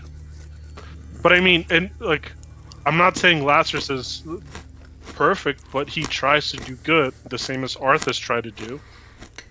hey, But after GM Forestborn, Raven, he didn't. He killed his dad. Well, like I said, I'd more argue Arthas was lawful neutral than lawful good. Because he, Well, I even agree. before Frostmourne, he took a little bit of a turn. Well, the thing is like it Yeah. was the circumstances, right? Like I'm like, to me, it's more interesting for like watching a character like that. Like, yeah, he was a paladin. He was lawful good in the sense that he was doing everything he could for the betterment of his people, and then eventually He started had lawful to, good. he had to make a very tough decision. It's like if you have a plagued population, what do Yeah. you do if you don't think you can save them? And I think that's where you He opened up turned to lawful neutral. exactly because he started doing what it had to be done, which is like a great quote that I love from Terry Pratchett of his books is that if you're ever at the mercy of a man, pray he's an evil man, because an evil man will stop and gloat and tell you his intentions. A good man will just kill you on the spot. And so that's why I always liked Arthas's dissent of having to make that choice of killing the citizens to protect the greater good, which is a concept that gets thrown out there whenever you want a moral dilemma to be thrown at a player. And then that opens up the idea of him then killing off the mercenaries, tricking his men again to settle his vendetta against their dreadlords. I feel and like, eventually- Well, I feel like Arthas could have worked harder to find alternate solutions, but he was like, we don't have time. We're just murdering everyone. It's Yeah, like, but he's oh. not. He wasn't the smartest. Let's be honest. Yeah. But went he for the had simple smart solution. people with him, though. He had smart companions who he basically like blew off. It's like, But I- Jaina, Yeah, what then, the fuck then do you we know? start talking about Illidan as well. What the fuck? You know what I would have compared this to? If this had been Uther making this decision, I would agree 100% because Uther was already a kind of man that he's lived a life and he's seen the things, so he would have more options that he could think of. In this case, you had the young prince who was still Trying obsessed to with prove the idea himself. of Wow. protecting the kingdom he's going to inherit. This and is a whole protect the- this is a whole argument, so we probably It shouldn't is. get It's- too far into Yeah. it. But Yeah, but anyways, the point is that wouldn't it be nice to have Lazarus get that kind of character arc? Would it as be well? nice to watch Lazarus kill civilians? Yes, I agree to this 100%. do you, I mean, are you looking for a heel turn for Lazarus? I could provide that. I mean, that's what like. I don't want it immediately, but like if something happens to Weston when wink wink instead of Ra, he's gonna start worshiping Seth. So All right. just FYI. Yeah, I mean, there's a bunch of different ways you can arc a character. So, Yeah. but I'll But- keep that in mind that you're looking for more of a dark arc than like a different type of change. And like try to switch up the paladin class to something more evil oriented. I don't know That's if what- anything's available or if you would allow that, but that's the idea. I mean, Alright. We could I'll always say as be- a player, like, I struggle when someone wants to go evil because that's not how I play.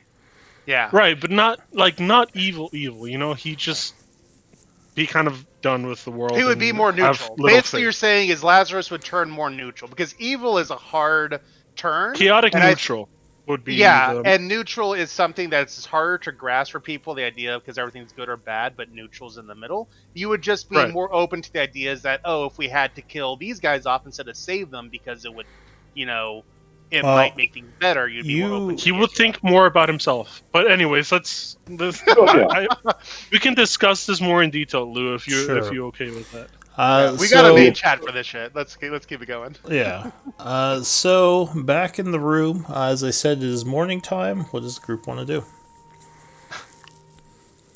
All right. We already know what we Statue, have take to it out. do. Yeah. Yeah, we let's get discovered out of the here. statue. Before leaving, Fitz, you have the highest perception. Do you hear anything outside? Yeah, I would say that would be the first thing. Is that like in the morning we're getting prepped, we're like getting ready, and then I would, as we're ready to leave, I would first listen at the door, and then if I don't hear anything, open it cautiously and be the first one out slowly, just so I could hear or see anything that might be nullish in nature or in general. So the door groans as the two sides of it open inward. And you can see out into the hall. So far, it's quiet within the cathedral. You don't hear anything coming from the darkness deeper in the hallways. Okay. What Then do I you would want to do? Alrighty. step out Yeah, let's go. cautiously. Oh, what the hell? Oh, those are the things we killed. Yeah. I got scared. The Out of essence, curiosity. the essence of the wraith remains on the ground there. Oh, somebody grab it. Who has Arcana? Didn't we grab it already? I thought we grabbed Nathaniel it already. does. We didn't Yeah. grab this one, but I think Nathaniel has it. We I actually checked- skipped it this time because I'm not sure It's if we had Jack of all anything to put trades, them in. but yes, I can. Yeah, Yeah, it go would ahead be and grab it. alchemy tools or actually religion with these. Maybe that's why you haven't grabbed I them. don't Yeah. technically have alchemy tools. Exactly. Okay. I think Who with was- Deska not being here, we don't have a way to harvest it because it was Deska doing it. Well, I think can't Nathaniel do it with a religion? I can do. I just Yeah. meant what to Jack of all put them trades. in Oh yeah, if you don't have a container. because he was using his empty vials that he normally has for poison, but I don't have anything on me to like. Yeah, I don't mean, either. Deska is technically quote unquote with us, even though Keem is not. I don't Right. think I have access to his inventory though, so I might not be able to do anything about that. Yeah, we'd probably have to say that if no one has vials, because I don't think Yeah. I should take vials no, off no. Keem's inventory without his A permission. part of me, and this is out of character, a part of me, my reasoning is that these, for all we understand, these all used to be the ghost friends, and so part of me is like bundling up his friend's essence to like sell off or use things with seems Yeah. a little bit disrespectful. So that's what my out of character is reluctant to do it for. And in character, I would say we don't know what these, they may have turned, but we don't know who they were to the father who saved us with this with the sanctuary, and so I'm reluctant to use his former friends as components as easily as you would anything else. That's what I would say about the situation. But obviously, we have we have a religion to do it. So if you guys have a thing to put them in, I'm not going to stop you. I think we just move on. Honestly, seems Alright. like So where are you headed? back to the room with the statue we want to destroy. Yep. Want to lead the way, Lazarus, just to be safe. Let's go, baby. AK, you get hit first. Yup. Lazarus turns the corner. There's Weston. He gets stabbed. Ah! Weston, by the way, have I met him? No. No. But Yeah, you will. he's an NPC back in town. Gotcha. Yeah, it's right here. He's right? my The boo. door? Yeah. All right, I'm so already you're in one of those statues. pressing the buttons to open the secret door again. Once again, as you press it, the wall slides downward. Any buzzing? No, it is quiet. Okay. Lazarus, you might step a little bit back just in case. And What? then I will go ahead and cast dispel. Oh, yeah, Magic yeah. On the Go do statue. your thing. All I will right, go to the back corner of the room. so you are casting Dispel Magic on the statue. Arnis, what's your passive perception? Oh, it's pretty good. 17. So as you kind of walk on that side of the room, you think you hear the sounds of water sloshing around somewhere, flowing. Like under me, above me. It sounds like under you. Does it get louder the deeper I get into the room? No, you just hear it very, very faintly as you're standing there. It's hard to pinpoint where it's coming from, but you think it's definitely below you, but you're not sure where exactly. Okay, so I step back and I kind of look at the floor. Is it damp or is it No, no, the floor is completely dry.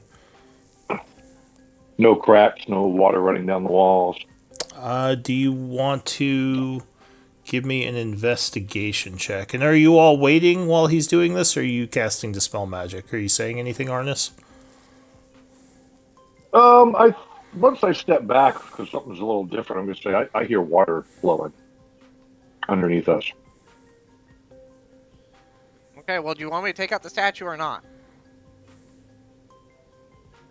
I would Give it a say moment. one thing at a time. Let's deal with the statue, but be careful because there might be a trap to have you fall into that rushing water, Arnis. Correct. That's what I was thinking. So I'm going to go back to the. So if we do fight, let's just be careful and maybe let them come to us out here in case there is something going on in that room that we're not expecting. Alright, so you cast Dispel Magic on the statue.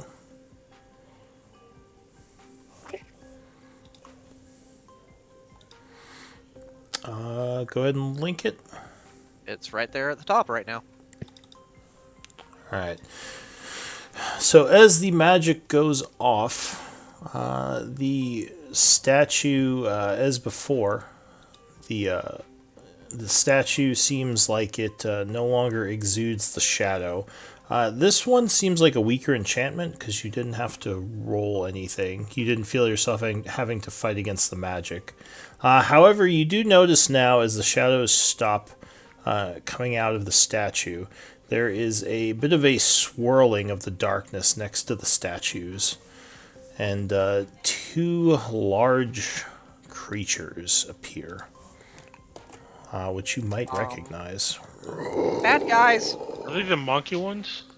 Hang They're the on. orcs, right? I'll give you a picture. Oh, have we not faced these guys Yes, before? you have faced these before. We have. They are the large orc creatures, and he looks north and he says, "Who would disturb the will of Yinoku?" And he growls, drawing his greatsword along with his ally. Me, and I'll draw my sword. All right. Hang on. Let me clear initiatives before you all roll.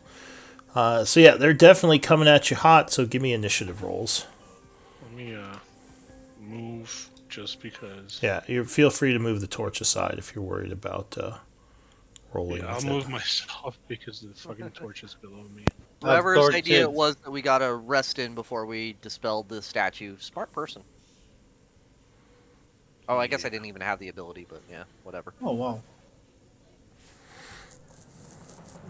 Pretty shitty initiative. Okay. Who rolled the fucking torch again? Me. I'll delete it. All right, so the first person to act as these orcs storm forward, readying their swings, is Harold. The imp is Good quick. old, Brave same Harold. old. That's He's fine. gonna scurry away stealthily and Hide. All right, find some so safety he over here. rushes down the hall and hides. Nathaniel. Okay. Well, they're not set up for my usual tactics, so I'll step over here and yeah, I'm just gonna simply dissonant whispers this guy. All right, so you point at him. Sorry, not dissonant whispers. Vicious mockery. Which I think is just verbal, right? Yep. So you shout out a very. Go ahead. And you're not nearly as big as Chief Wamanok. He's a real orc, not you. Wisdom save. Once again, they seem to glow as if somehow resistant to magic. I figured. So he growls and looks at you and says, "I'll tear out your tongue, small one." And he is unaffected. Okay, well, I will go ahead He and actually say, looks angry at you now. I will say, go ahead, Fitzgerald, go ahead and you can do some good stuff this time, unlike all the other times, and I will give you some bardic inspiration. Fitzgerald feels bad and good about Thanks. himself. And Is this how BDSM starts? You just like Why am I liking all this mean things he's saying? This is Exactly, weird. dude. I feel weird about myself. All right, so and then Nathaniel, after doing his insult compliment, runs down the hallway. The Tanaruk act next.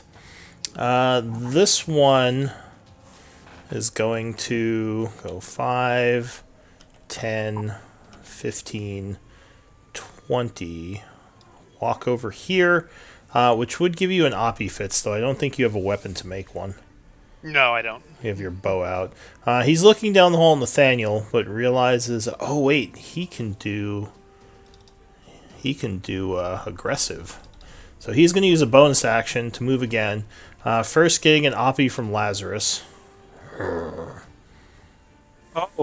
I'll use inspiration for this one. Sure. You make an attack with inspiration. 20 will strike him as he's moving away.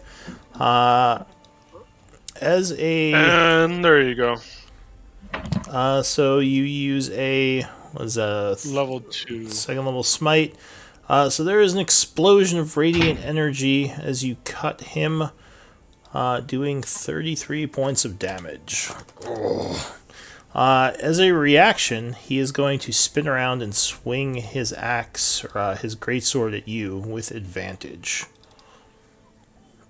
Die! 20 versus give me a AC. Yeah, that hits.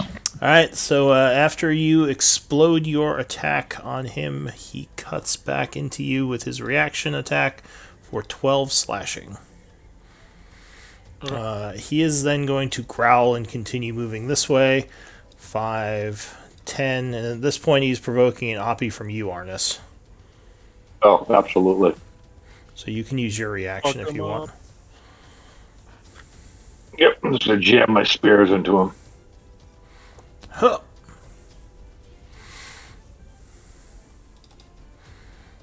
Alright, so you stab him with your spears. 11 versus AC, unfortunately, would not be enough, and he would block with his sword. Continuing down the hallway, he moves up to Nathaniel. He says, I told you I'd rip your tongue out, and he is going to attack you, Okay. giving you 2 sword swings. Or, sorry, 1 sword swing and 1 bite. So first, he levels his greatsword, bringing it down. 22 versus AC. Oh, good rolls. Yep. That would hit. So you're cut for 16 slashing. He then goes to bite at you. 14 versus AC. That would not hit. Alright, so you jump back, getting out of the way. This one yells, kill their caster. He's gonna up here. How smart is this guy? Not super smart. I think he's gonna swing at Lazarus. No, you're pretty armored.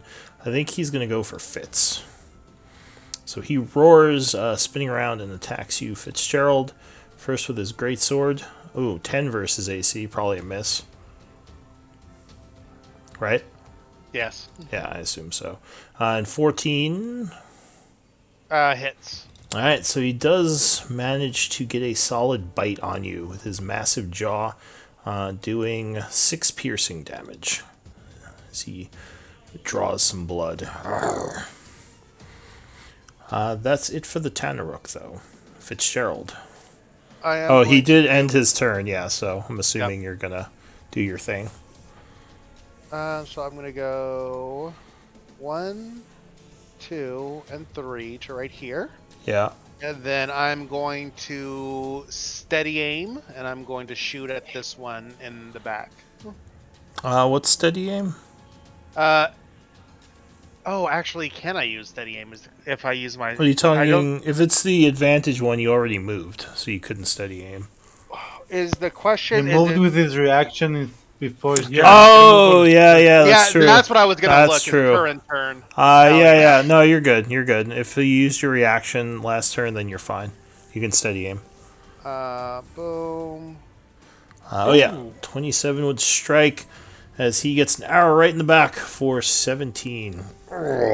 Non-magical, if that makes a difference, because he is doing the glowing shit. No, he seems to be affected normally.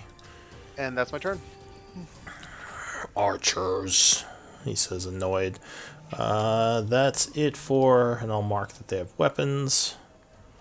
That's it for Fitz. Arnis. Well, I guess we're going to run right up on this guy, and we're going to attack.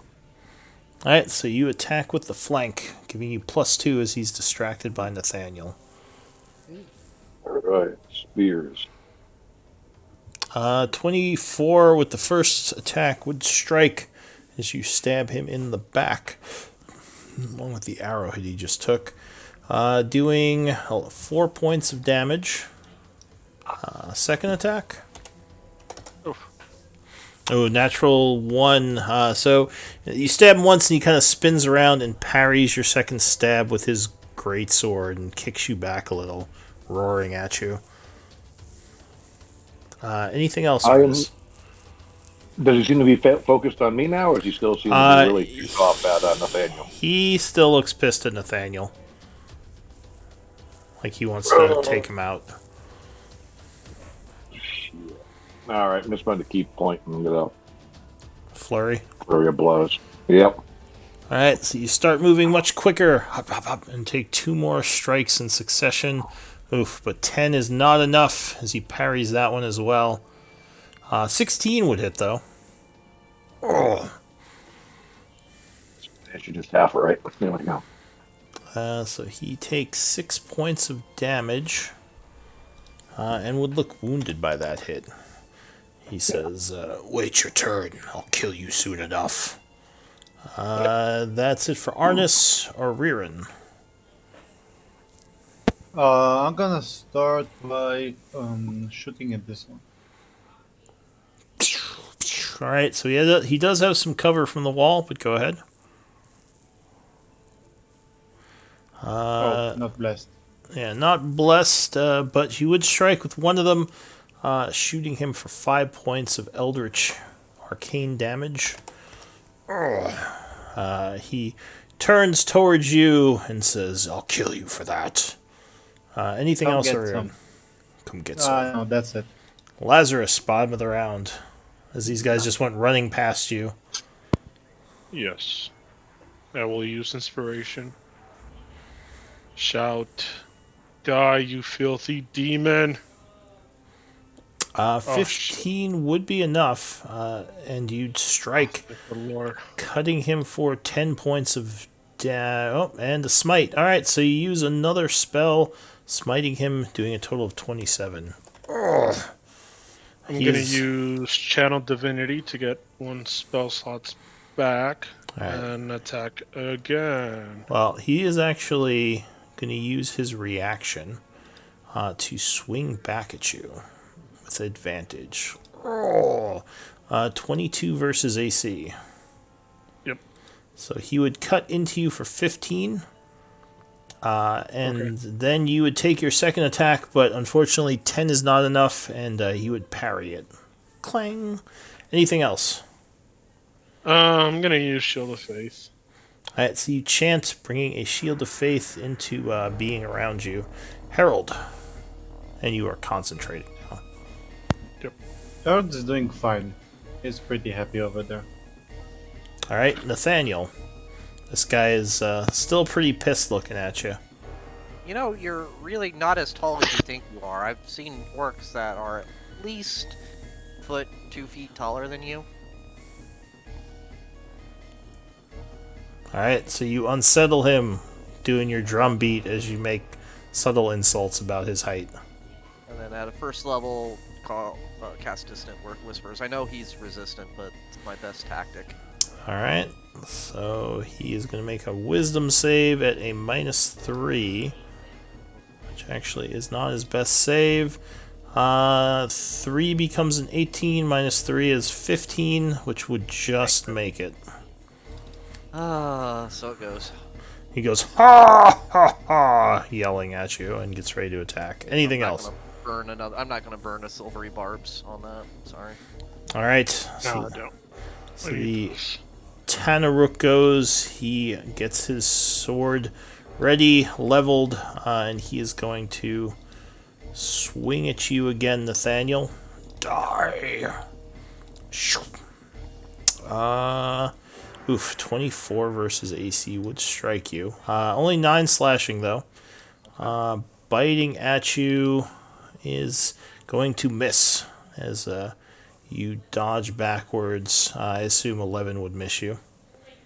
It would. Alright, so he roars, stand still. This one here is going to try to take out Lazarus because he's tired of your bullshit. Although you are Bring it on, bitch. 21 now.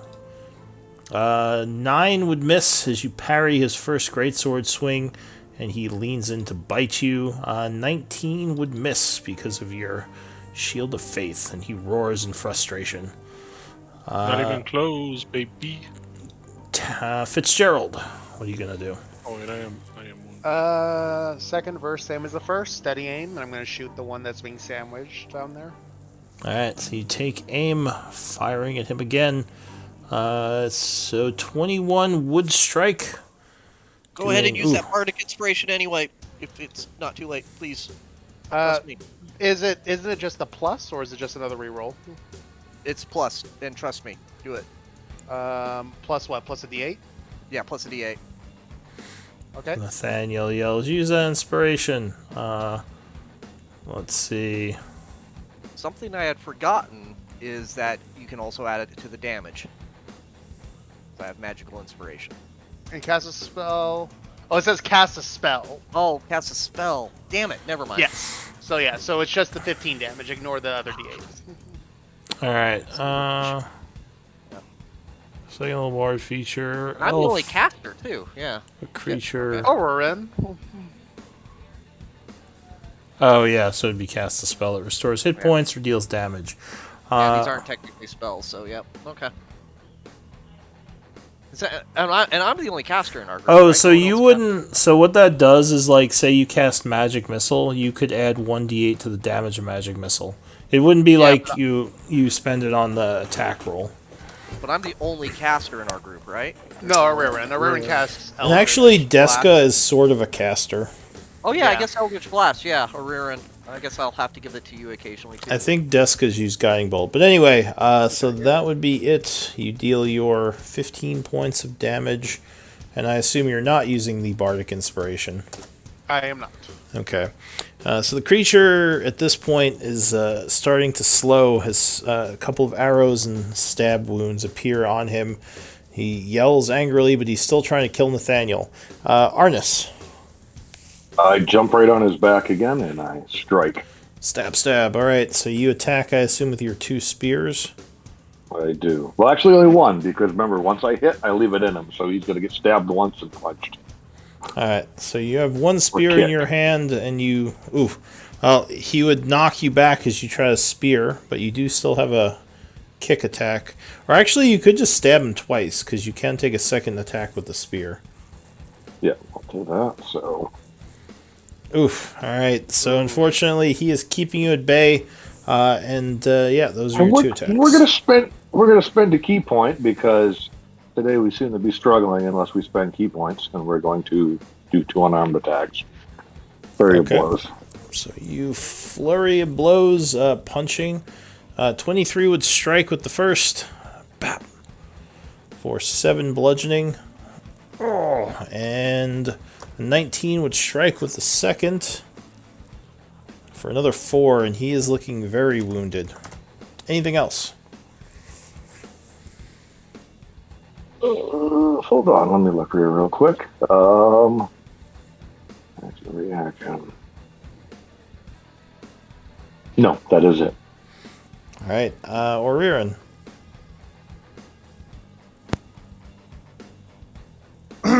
I'm gonna start with a wisdom check. Save. All right. which Orion made, so he's not healing this turn. Then he's going to keep shooting at this one. All right. So that one has cover, but you can certainly take some shots. The second shot would hit, doing 12. Ugh. And he turns around, looking at Ariran again, annoyed. Lazarus, I assume you're done, Ariran? Yep. What are you doing? I will attack. So 16 is a solid hit, slashing him for I'm 5. gonna do level 1. Okay, so 19 points as another explosion of radiant energy racks him, and he stumbles That's back, 20. looking wounded. 8 plus 12 is 20. Well, you don't have the +3 because you didn't crit. It's 5 plus 12. Oh, okay. Yeah. That was added for critting. Okay. Yeah, that was in case you had advantage in crit. So it's only the first 5. That's the second one. Alright, so you slash him for another 16. As another smite erupts from you. And he is And I'm looking gonna- wounded for sure. I'm gonna use another channel divinity and get another spell slot. Could you link that power? Yeah. Harness Divine Power. I can only use it once, but with the Amulet of the Devout, I can use it twice.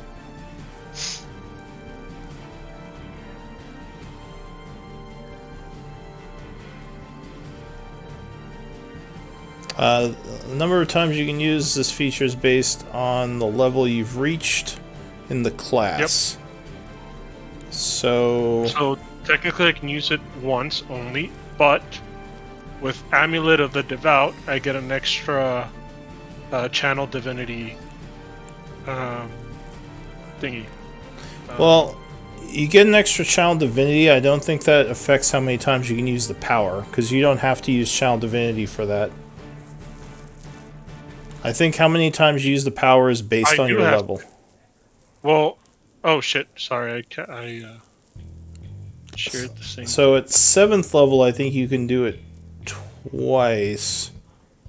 but- wouldn't getting an extra So- channel divinity allow me to necessarily an use it extra twice? harness divine power. So having an extra channel divinity would let you use channel divinity for other things, but this particular power, I think, only lets you do it once per. What was it? Once per long rest, I think.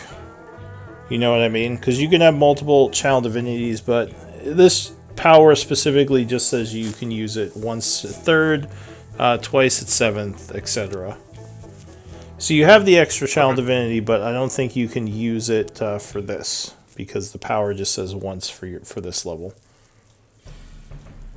All right. All right. So Lazarus' turn ends. Harold, what are you doing? He's good there. You can skip. Okay. Nathaniel. I don't want to burn all my spell slots on this first battle, so I'm just gonna simply vicious mockery this guy. Your mother. No, actually, you know what? He's looking very wounded, right? Yes. I'm just gonna swing the straight short sword at him. All right. You stab at him with the flank. Huh. Oh yeah, 21 would strike, stabbing him for 6 points, which would drop him. Oh, sweet, it was the right choice.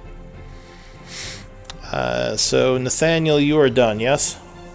Yeah. Yeah, I don't want to use another bardic inspiration, so. So this guy is tired of Ariran shit, and he is going to give Lazarus an oppie if he wants to take it. Yeah, I'll take it. Alright, so you swing at him as he's rushing. 18 would strike, doing 12 points of damage, right? Yes. Alright, so he takes the 12. And he actually is going to use his reaction to attack you back with advantage. Oh. Swinging around at you, but 14 would not hit. He rushes at Oririn, swinging at you. Bringing his greatsword down, 15 versus AC would miss you, and he bites at you with 12, but you jump out of the way, ending his turn. Fitz. Point blank, steady aim at the guy in front of me. Alright, so Oririn maybe ducks to the side as you shoot. That would hit for 19, which would drop him. And the group is safe. Okay. I'm gonna. Ouch. What's It'd the be nice range if you on guys, for yours? once, could kind of hold a line. Alright, everybody get close to me. As he says that, I run away. Ah. I'm gonna cast Prayer of Healing, which is the first time I've been able to use it. Nice. And heal us all for 13. That is a 10-minute spell, just letting you know. So you can I'll cast it. cast It's going to just take 10 minutes to complete. I was gonna say, let's go inside and you do that. Okay. We go Well, inside and remember, there may be, as Nathaniel walks in there, I would say, remember what Arn has said about the rushing water. Just be careful where you step. And then, Right. as we go in, I want to investigate around and look to see if I can find if there's anything malicious about the sound of rushing water. And Is this, there any Well, chance that the doors could close on us? If somebody closes it. you if do. someone, Well, I was going to say you do notice that there is a hole in the ceiling, which might be how the initial mosquito creature got out. But yeah. So are you staying outside of Ririn? Is that your plan? I'm waiting for them to open the chest and the room to be filled with water. Fair enough. So did we complete the 13, or sorry, the 10 Uh, minutes first? Not yet. Can I start doing time, or are you all doing things during this 10 minutes? Let's do the healing well, first. real quick, Come on. as everybody's moving around, I wanted to do the investigation check to see if there's any mechanism in here that might be a trap or Exactly. something. So looking around, you see a couple of things. What's your perception? 24. Okay, so you definitely hear what Arnis heard. There's definitely running water or the sound of moving water coming from this area. You would see the hole in the ceiling, which looks like the large mosquito creature went through when you forced it to run. You see 2 chests in here, and you think you see something weird about the spots on the wall here and here. Investigation might provide further information on those. So I'll move to this one first. Yeah, I'll Okay. help out Fitzgerald. Alright, so you investigate that part of the wall. I don't have an advantage, but it's a 25 anyways. Yeah, so you find that there is a part of the wall there that opens up like a panel, and there is a little switch on the other side of it. Assuming it would be a way to get out of here if you were locked in. Or possibly a way to close it from inside, but yes. Yeah. Okay. And then I would also investigate the sound of running water, of seeing where it is coming from, or if there's anything that would either trigger it, as Oririn said from the outside, for it to fill this chamber, or if there was anything crazy. So, Lazarus, while he's doing all this, you're starting to cast your spell. Prayer of Healing. Alright. So you're going to investigate the chest over here?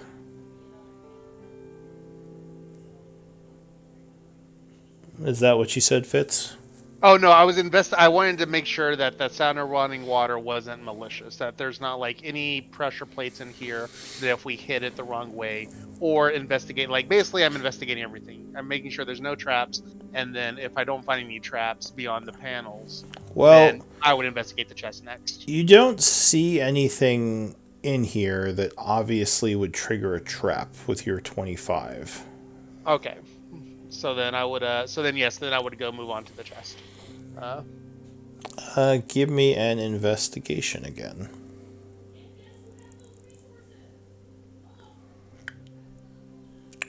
Or actually, what was your perception again, Fitzgerald? It's 24. 24. Okay, that's what I thought. So, as you look closer at the chest, investigating it, you think that the sound of running water is getting much louder as you get closer to the chest. It might be coming from underneath it. Underneath. So is the chest level with the floor, as in it's just like a box sitting there, so I can't see underneath it? Yes.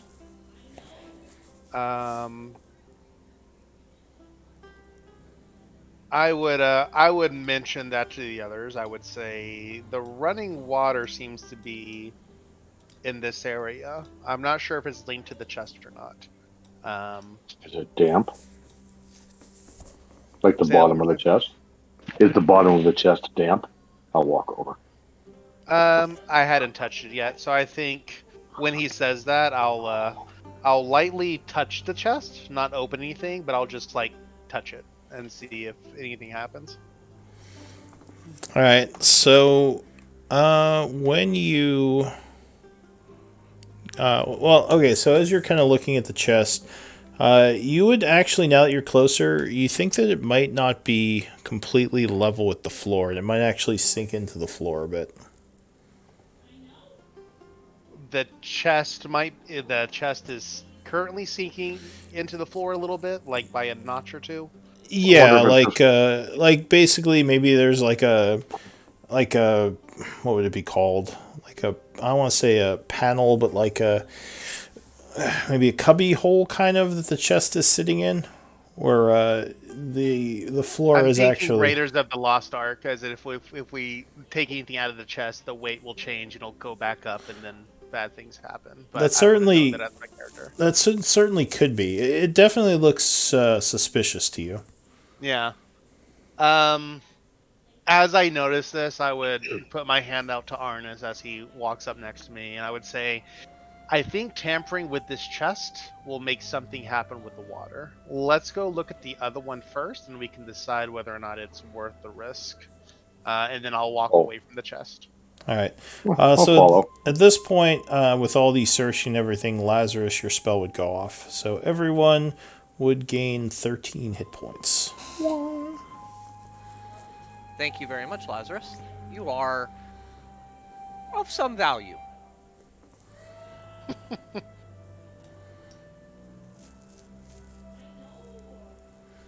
Lazarus says nothing. I will kill you where you stand. Oh, hey, Weston's not dead yet. You don't get to be evil. No. Yeah, And then I would Weston move. causing his turn to evil. It's going Yeah. to be all Nathaniel's fault. Nathaniel is actually what's going to cause it. He's going to get tired of his bullshit and just start murdering everyone. Tired of your bullshit. Stab. All right, so yeah, the second chest does not seem like it's sitting inside the floor a little like the other one. It's just kind of sitting level on the floor. It is locked, though. Well, no sound of running water, no moisture. It's just kind of sitting there. It is locked, but other than that, it looks normal. It's very old, probably 400 years or so. So is it falling apart? It's sturdy, but it's old. Probably made of some kind of shroom wood. I do have thieves' tools, so Or- I guess Actually, does anyone have carpentry? Or knowledge nature? You might notice something. I have knowledge. All trades. So you can make a knowledge nature check, as you might notice something weird. So you're not sure what this chest is made of, but it's not shroom wood. It looks like wood, but it doesn't have the shape of like shroom wood boards like most wood would be. Well, I guess it's old and decrepit to a certain extent. Would it all remind, like, if I put my hand on it, would it all remind me of the trees we saw with the, I can't remember their name. The Those were covered in bark, so it would be a Okay. little bit of a leap, but maybe. to make that, yeah. But it yes, does at you least are set you in are my correct. mind This is that- this is made of wood that is not from the underground because it's very old. Ew. I don't know if your character would realize that, but yeah, Yeah. maybe to your character would just seem a little odd. Yeah, exactly. So what do you want to do? It is locked with a pretty sturdy-looking padlock. I do have thieves' tools, so I would look around, and of course, with the information I shared with Arnis, I would share with the rest of the group. But I would say, don't that other larger, much gaudier chest. I think there's a trap attached to it that we don't want to deal with. This one seems a little more straightforward. Does anybody have an easy way to open this padlock, or should I just try to pick it? Well, you could pick it, or Lazarus can smash it. Yeah.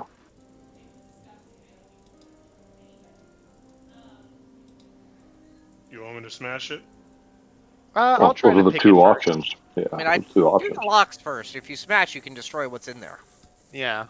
And you might destroy the box itself with, honestly, it might be worth taking with us because I've never seen this type of material before.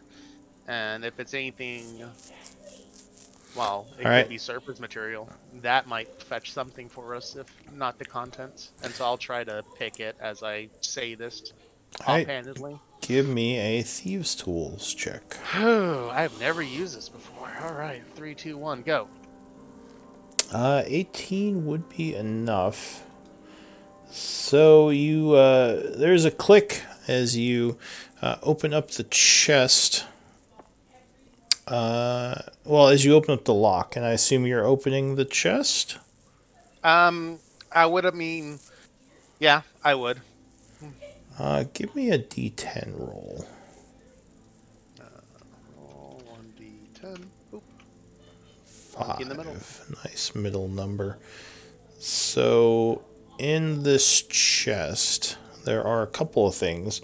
There's something wrapped in cloth, which it looks almost like a small staff or a rod, but then when you pull it out, you notice it's kind of bent. And there's something that clinks around. It sounds glass in another sack that's in this chest.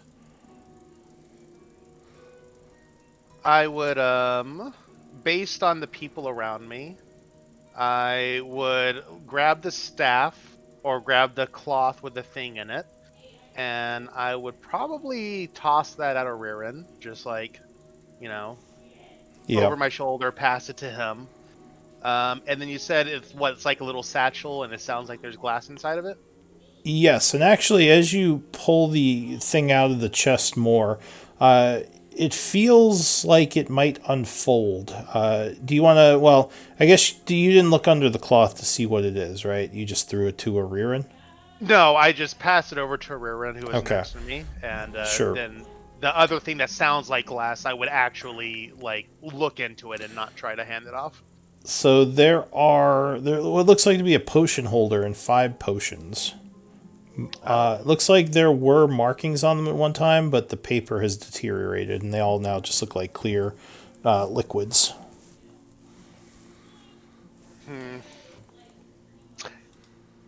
I would. Point them out to us all, or because I'm a little bit further away. Yeah, no, yeah, exactly. I would. It wouldn't be. I wouldn't keep it a secret, so I would just like pass the thing to a rear end, let him deal with that, and then the potion themselves, I would just vocalize. It seems like these are potions, unidentified potions, which would be nice if Deska was here, but this might be a thing for him to decipher once he gets back from whatever missions he's on. Her. And I would actually pass the potions. Does Deska Actually, have with potion? go ahead. Mark. Is Deska a specialist in alchemy, or? I think so. Yeah, he has an alchemist kit, I believe, and a poisoner's kit. Or I could be thinking it's the same thing that he has. I the think he poisoner's only kit. has She, poisoner's kit. She. Yeah, sorry. technically. They. They person. But They yeah, might have. she if I remember right, she has alchemy and I think poisoner's kit as well because I think she went assassin.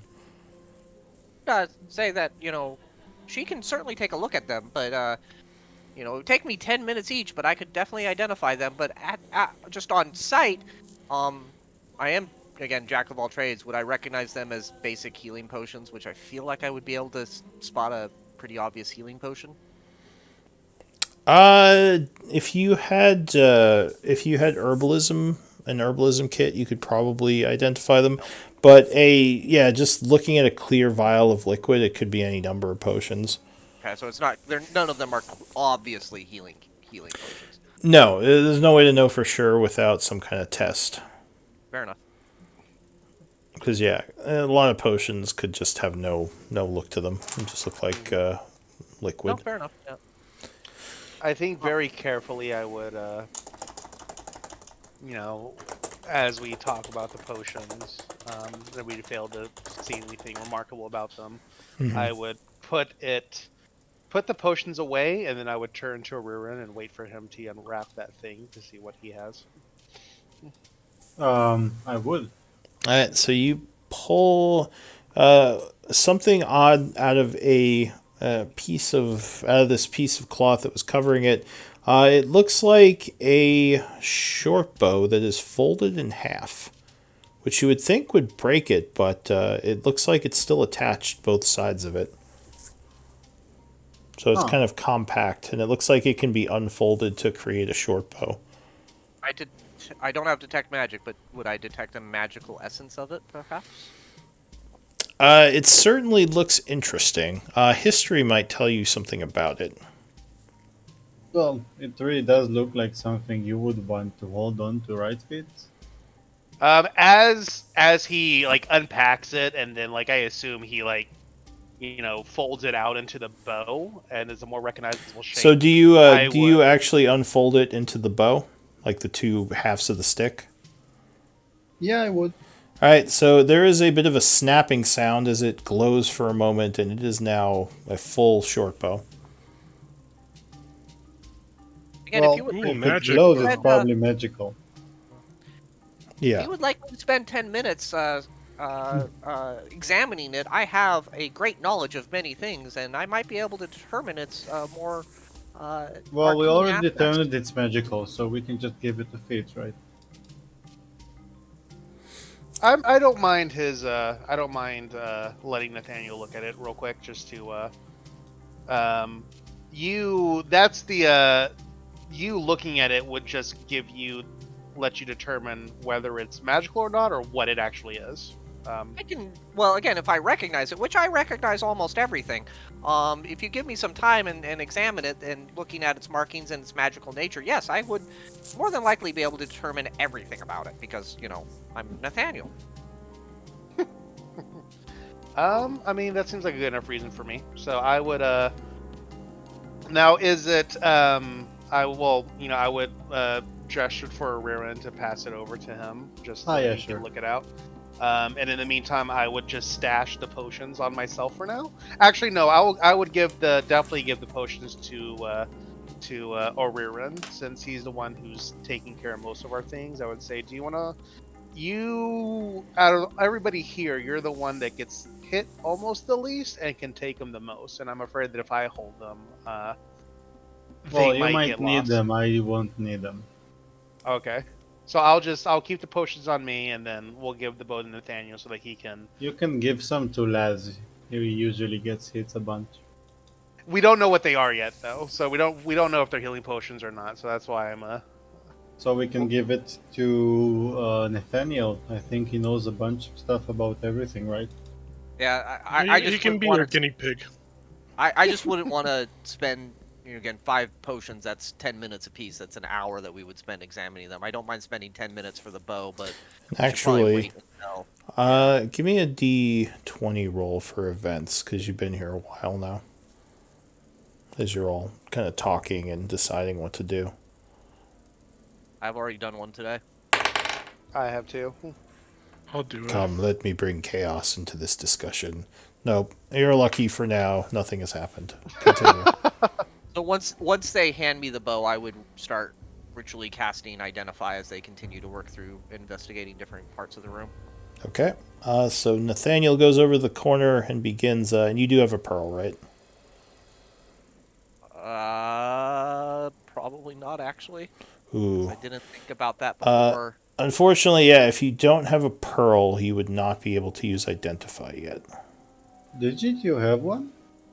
I mean, I cast it before, but honestly, when I was setting up the character, I don't know, Lou. I didn't think about it when I was setting up the character. Do you have 100 gold pieces to spend on a pearl? Because Because you did get 100 gold pieces when you leveled.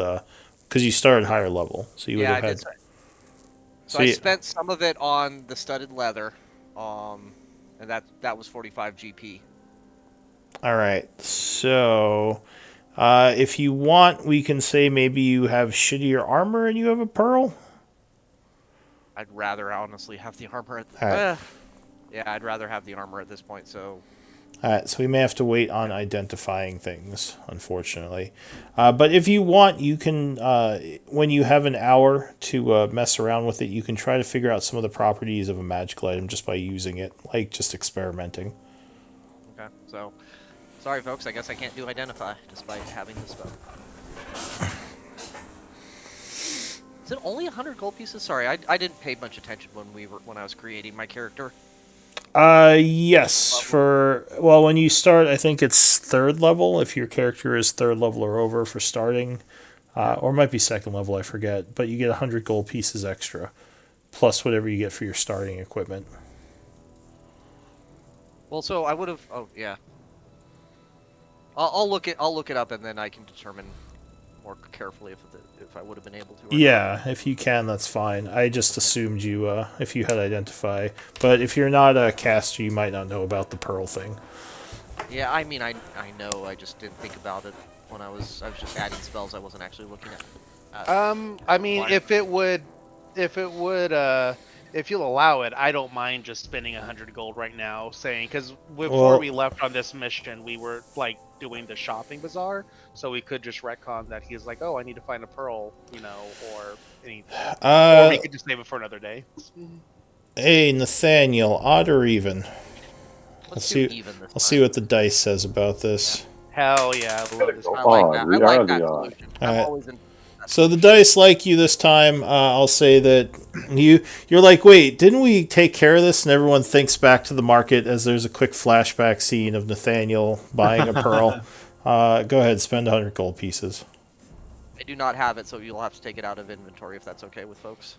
Oh, I said I would pay for it, so I'll just take 100 off of my sheet, being fits, and let's just say that there's a scene where he's looking at this pearl and he realizes that he's a vagabond because he was a prisoner before we found him, and that I lent him this gold with an interest rate that will be discussed later. It comes Nathaniel signing a contract. There's some APR financing and yeah, I like how the like, retcon wait. suddenly had interest involved. It's like, wait, 18%? What? Every day? What? Okay. Yeah, okay. So I'm in the corner casting Identify, and I've added that to my inventory, so it's more clear in the future. Thank Fair you enough. for letting the dice decide. The dice have favored you this day. What's everyone else doing while Nathaniel's doing that? How heavy is this chest by itself? Is it like a smaller chest, or is it actually like a full-size chest? It is a large chest. It's probably about 4 feet by 3 feet. 4 feet wide, 4 feet wide, 3 feet tall. So never mind. Because I'm looking at this material and I'm like, this seems like surface material, which I'm going to start calling it because You're talking about this chest here? Yeah. Oh, sorry. I thought I was looking at Arnis's chest. No, this one actually isn't too big. This one is like, I don't know, like 3 feet by maybe 2 feet. So, not small, but not big. Yeah, but not easy to lug around. So I'll abandon that train of thought that I have. Okay. Is this other chest locked? Yes, that one as well has a padlock on it. But it's also probably rigged. Yeah, I would. It's the water in some way. I would say that I would point out after if Arnis goes and shows some interest in that chest again, I would walk over and I would point out how it's like sunk into the floor a little bit, and about my fears that if we tamper with it anyway, it might trigger something, which would explain the sound of rushing water coming from underneath it. What is Herald again? He's an imp? Yeah. So, as they're saying this, Harold would say in your mind, but why would these priests rig their own treasure room with traps? It seems strange. Don't trust the imp. I'm You- thinking this is an escape route, guys. You We're guys- freaking out you over guys- nothing. You guys didn't hear that. That was in Oririn's mind. No, I but know. I've been thinking this. So, guys, it's a chest that is set into the floor with a lid. So, if you flip the lid up, you could escape this whole thing. I agree. So Let's open it. I think, yeah, I think we're over assuming it. So I say we take the lock off it and we just, flip the lid open and see what happens. I mean, Well, Lazarus is only smart about I mean- war strategies, not about chess. So he votes to open it. What is this chest bullshit? yeah. So that's 2 votes to open the chest, and I just stretch as I listen to them talk, and I'm just like, oh, okay. I mean, will I'm just- open. I will can unlock use the Mage chest. Hand. I I was can gonna use say- Mage Hand to open it from far away. Perfect. Yeah. So let's unlock it and then let Orion open it. Nathaniel, just stand in front of it for us. That way, if anything bad happens, you can tell us. You can Busy record here. it. Let's Okay, see I here. will attempt It's to not that unlock one, the or- chest. That's this one. Oh, Alright, let me just consult my notes on something. Yeah, really he's just quick. leaving the room because he's the smartest one. He's like, I'm out, laters. Listen, if it floods, there's a hole in the roof. We'll be Yeah, okay. exactly. And it's not like there's watermarks on the walls here, guys. So I think maybe we're thinking ourselves into an issue. well, Orin is paranoid, so Alright, so Yeah. you are trying to open this chest. So you're picking it. Give me a Thieves' Tools roll. I would love to. Once I boop. Alright. So unfortunately, your first attempt would fail. You could take 2 minutes and try to open it, Again. which would basically give you a 16. And that would be as high as you can get. Okay, I'll take the 16. Alright, so you take some time carefully messing with this lock. Some time would pass. Give me another events roll. D20. Rolled. Insert some chaos. Hasn't Oh, nope, no chaos. So 16 would be enough, and there is a click. And then I back away. And I notice everybody Alright. standing in the far corner. Yeah, everyone is looking at this chest like it's going to murder you. And I'll just move over here, and then I'll be like, oh yeah, Ririn, you're up. I will open it using Mage Hand. Send in the robot. Oh, Mage Hand, alright. Alright, so Ariran, you cast Mage Hand pointing at the chest. I think, yeah, sure. So at the very edge, you open it up, and the chest is open. Nothing happens. All right. I will go look into it. Side.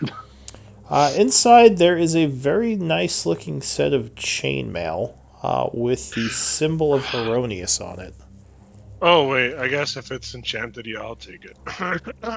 I just tap on Lazarus' chest with a spear. I knew we were right.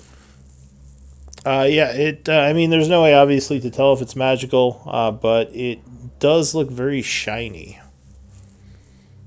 Like Yeah, your I'll take personality, Lazarus. And actually, surprisingly lightweight. Okay. All right, nothing else is inside there, though. Has my 10 minutes finished with the time to take a pick and then mage hand and everything? It's probably been more like 5 minutes at this point. So you're about halfway done. Because it took 2 minutes for him to pick it, and then they just opened it. Do you want to just wait and let you finish that. Did we pick up the chainmail, or did you guys just look at it and walk away? I picked it up. Yeah, I Oh, assume, you Laz did. picked it Okay. up. yeah, I assume Laz picked it up. Or I guess you're not gonna tell me if it's a chainmail +1 or whatever, just so I can put it in my inventory. You can put it in there as magical chainmail, but you'd have to either get it identified or have an hour with it to, mess around with it. What about the Does it weight? fit? It would be half the weight of normal chain. So 27.5. Yeah. Just 27's fine.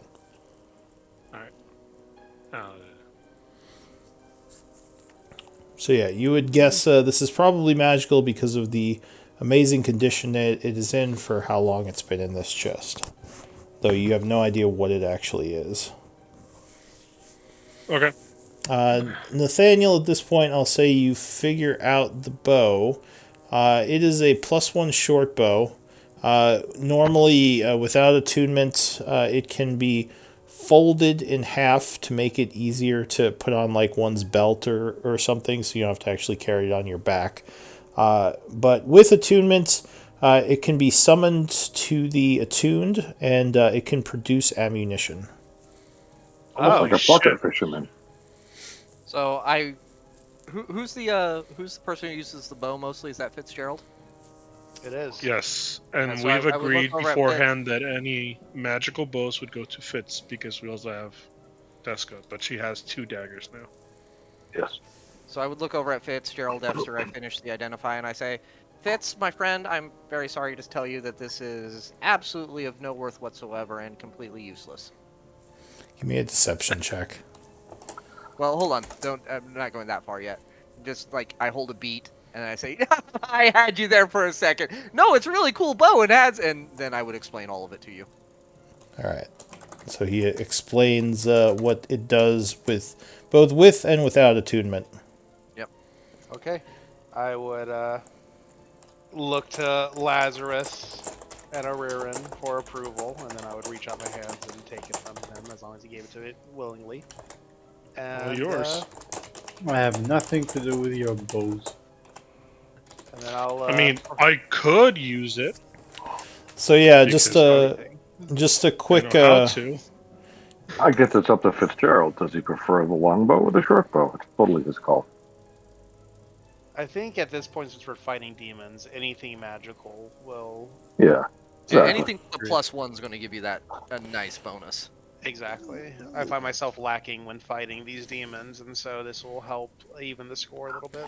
Yeah. So once again, the powers. Normally, it's a +1 short bow unattuned that can be folded in half to fit on your belt. When attuned, you can summon it to your hand as a free action and dismiss it as a free action.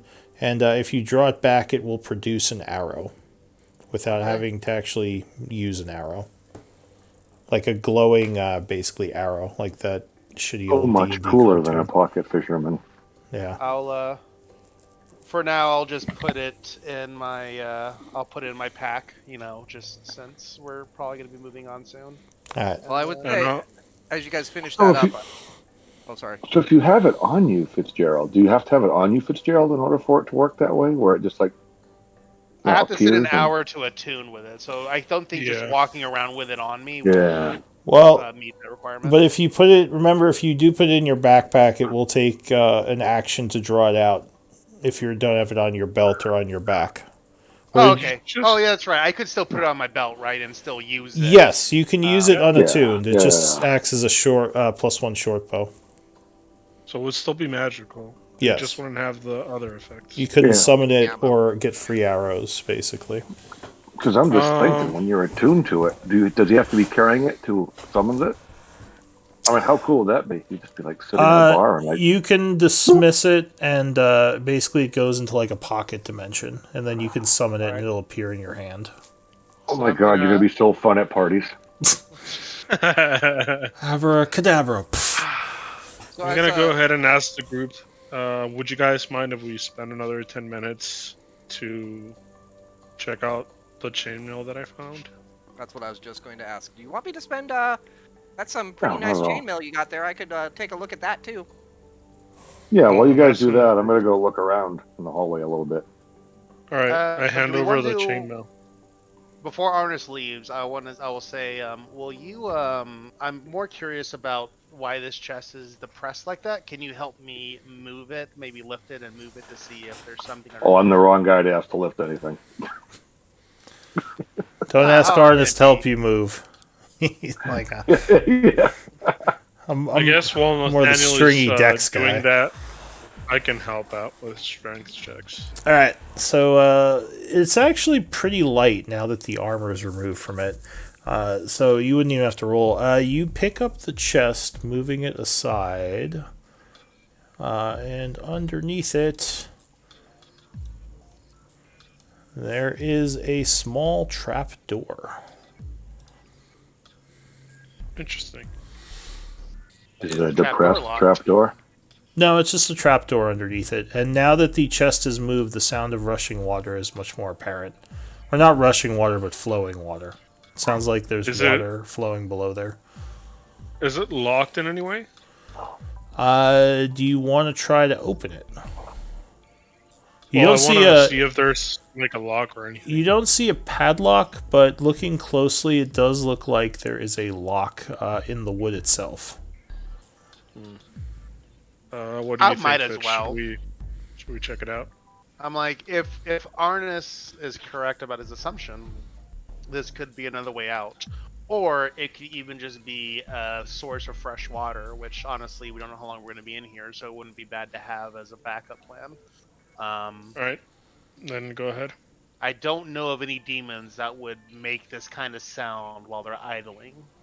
So, yeah, I think might as well. And so I'll, The dreaded water ski demon. yeah. So yeah, I'll kneel down and I'll pick out my thief tool again. This is the most I've ever used thief tools in my life. Jesus Christ! And I'll attempt to pick the trapdoor. All right, go ahead. Where are you at? Boom shaka. Oh, nope. At least not in the first few minutes or the first attempt. You can take 2 minutes if you want and do another try.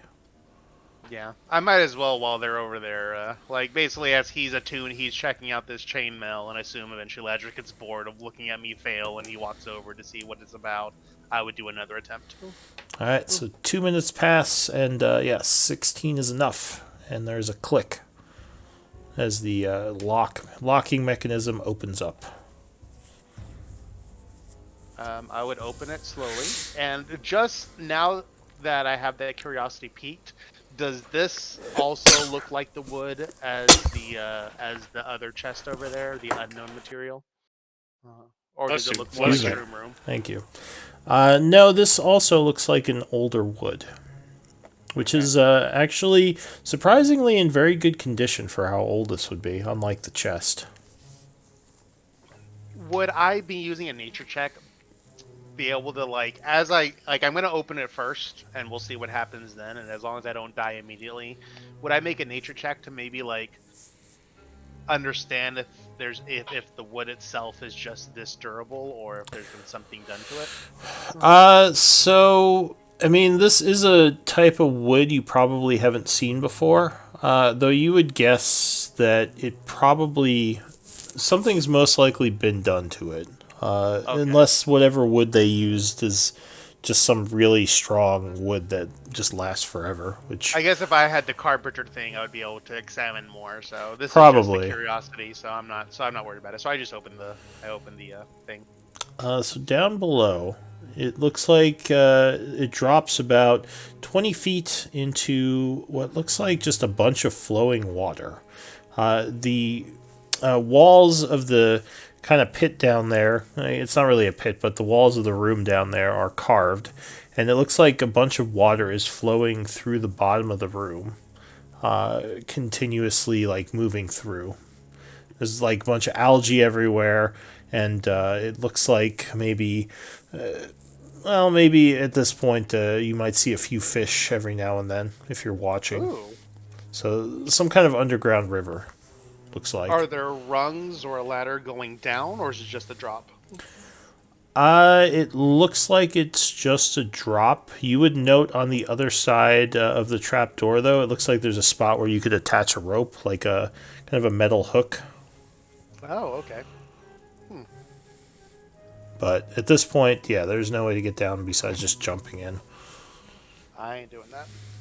And So I'd look up and I how would expose that. how far can you see in the dark? 60 feet. So yeah, it does look like the river continues kind of which way it would be going? It would be flowing from east to west, it looks like, and it continues farther than you can see going around a turn. Okay. We could just ask Father, whatever, Yeah. Father, once we whatever, see what's him his next. name? Clitoris. Yeah, you're doing great, bud. Calitros. But anyway, we are at about 2. I'll say, Nathaniel, you finish identifying the armor, and it is +1 chain. Okay. But, I won't do anything elaborate. I'll just explain that to folks and say, who wants it? Or do you have to ask?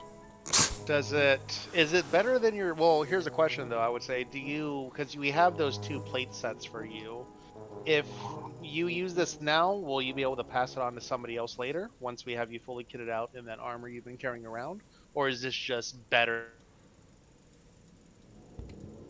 Do we lose I don't know if Footstroke? it's better.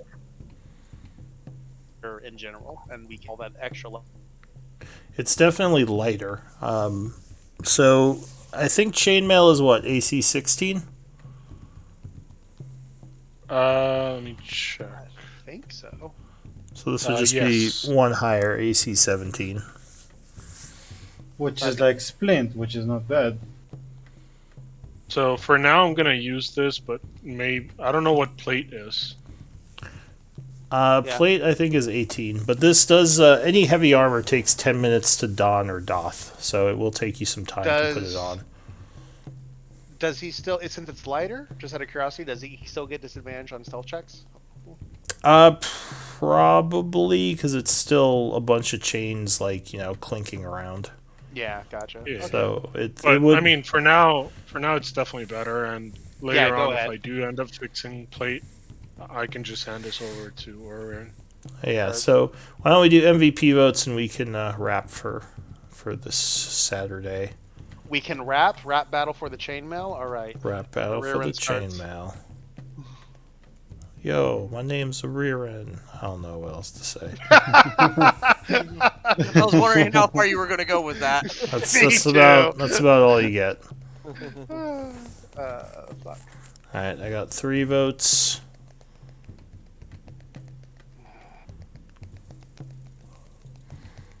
Uh, 4 votes. All right, so it looks like it's kind of a split vote. Nathaniel with 2 votes, you are MVP. Congrats. Oh, wow. Unless the Twitch has an opinion on who should be MVP, but yeah, I think it's Nathaniel. Oh yeah, buddy. So I'm gonna take some notes, but other than that, we can wrap for this week and probably pick it up next week. Unless anyone else Right, has any boys. questions or concerns. See you all later.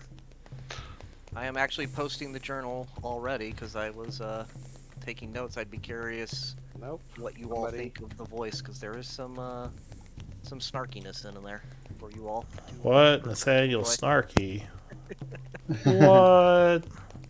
Good night, everybody. See you next week. Later, All you right. know. Good night. Take care, man.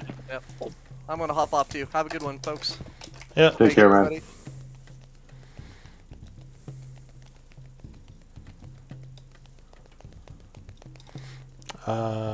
Was it 8:30 a.m. on the 53rd? Actually passed a whole day.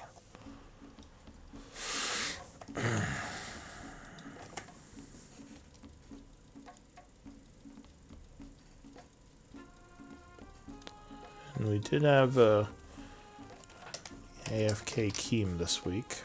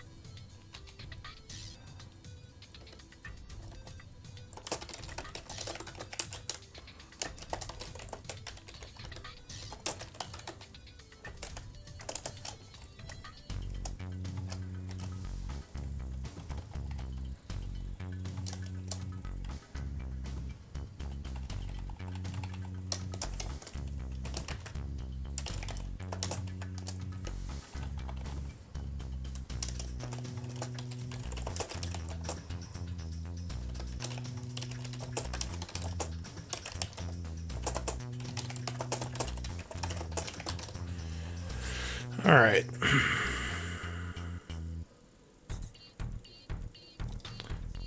I hope everyone who is watching enjoyed. I'll see you all next time.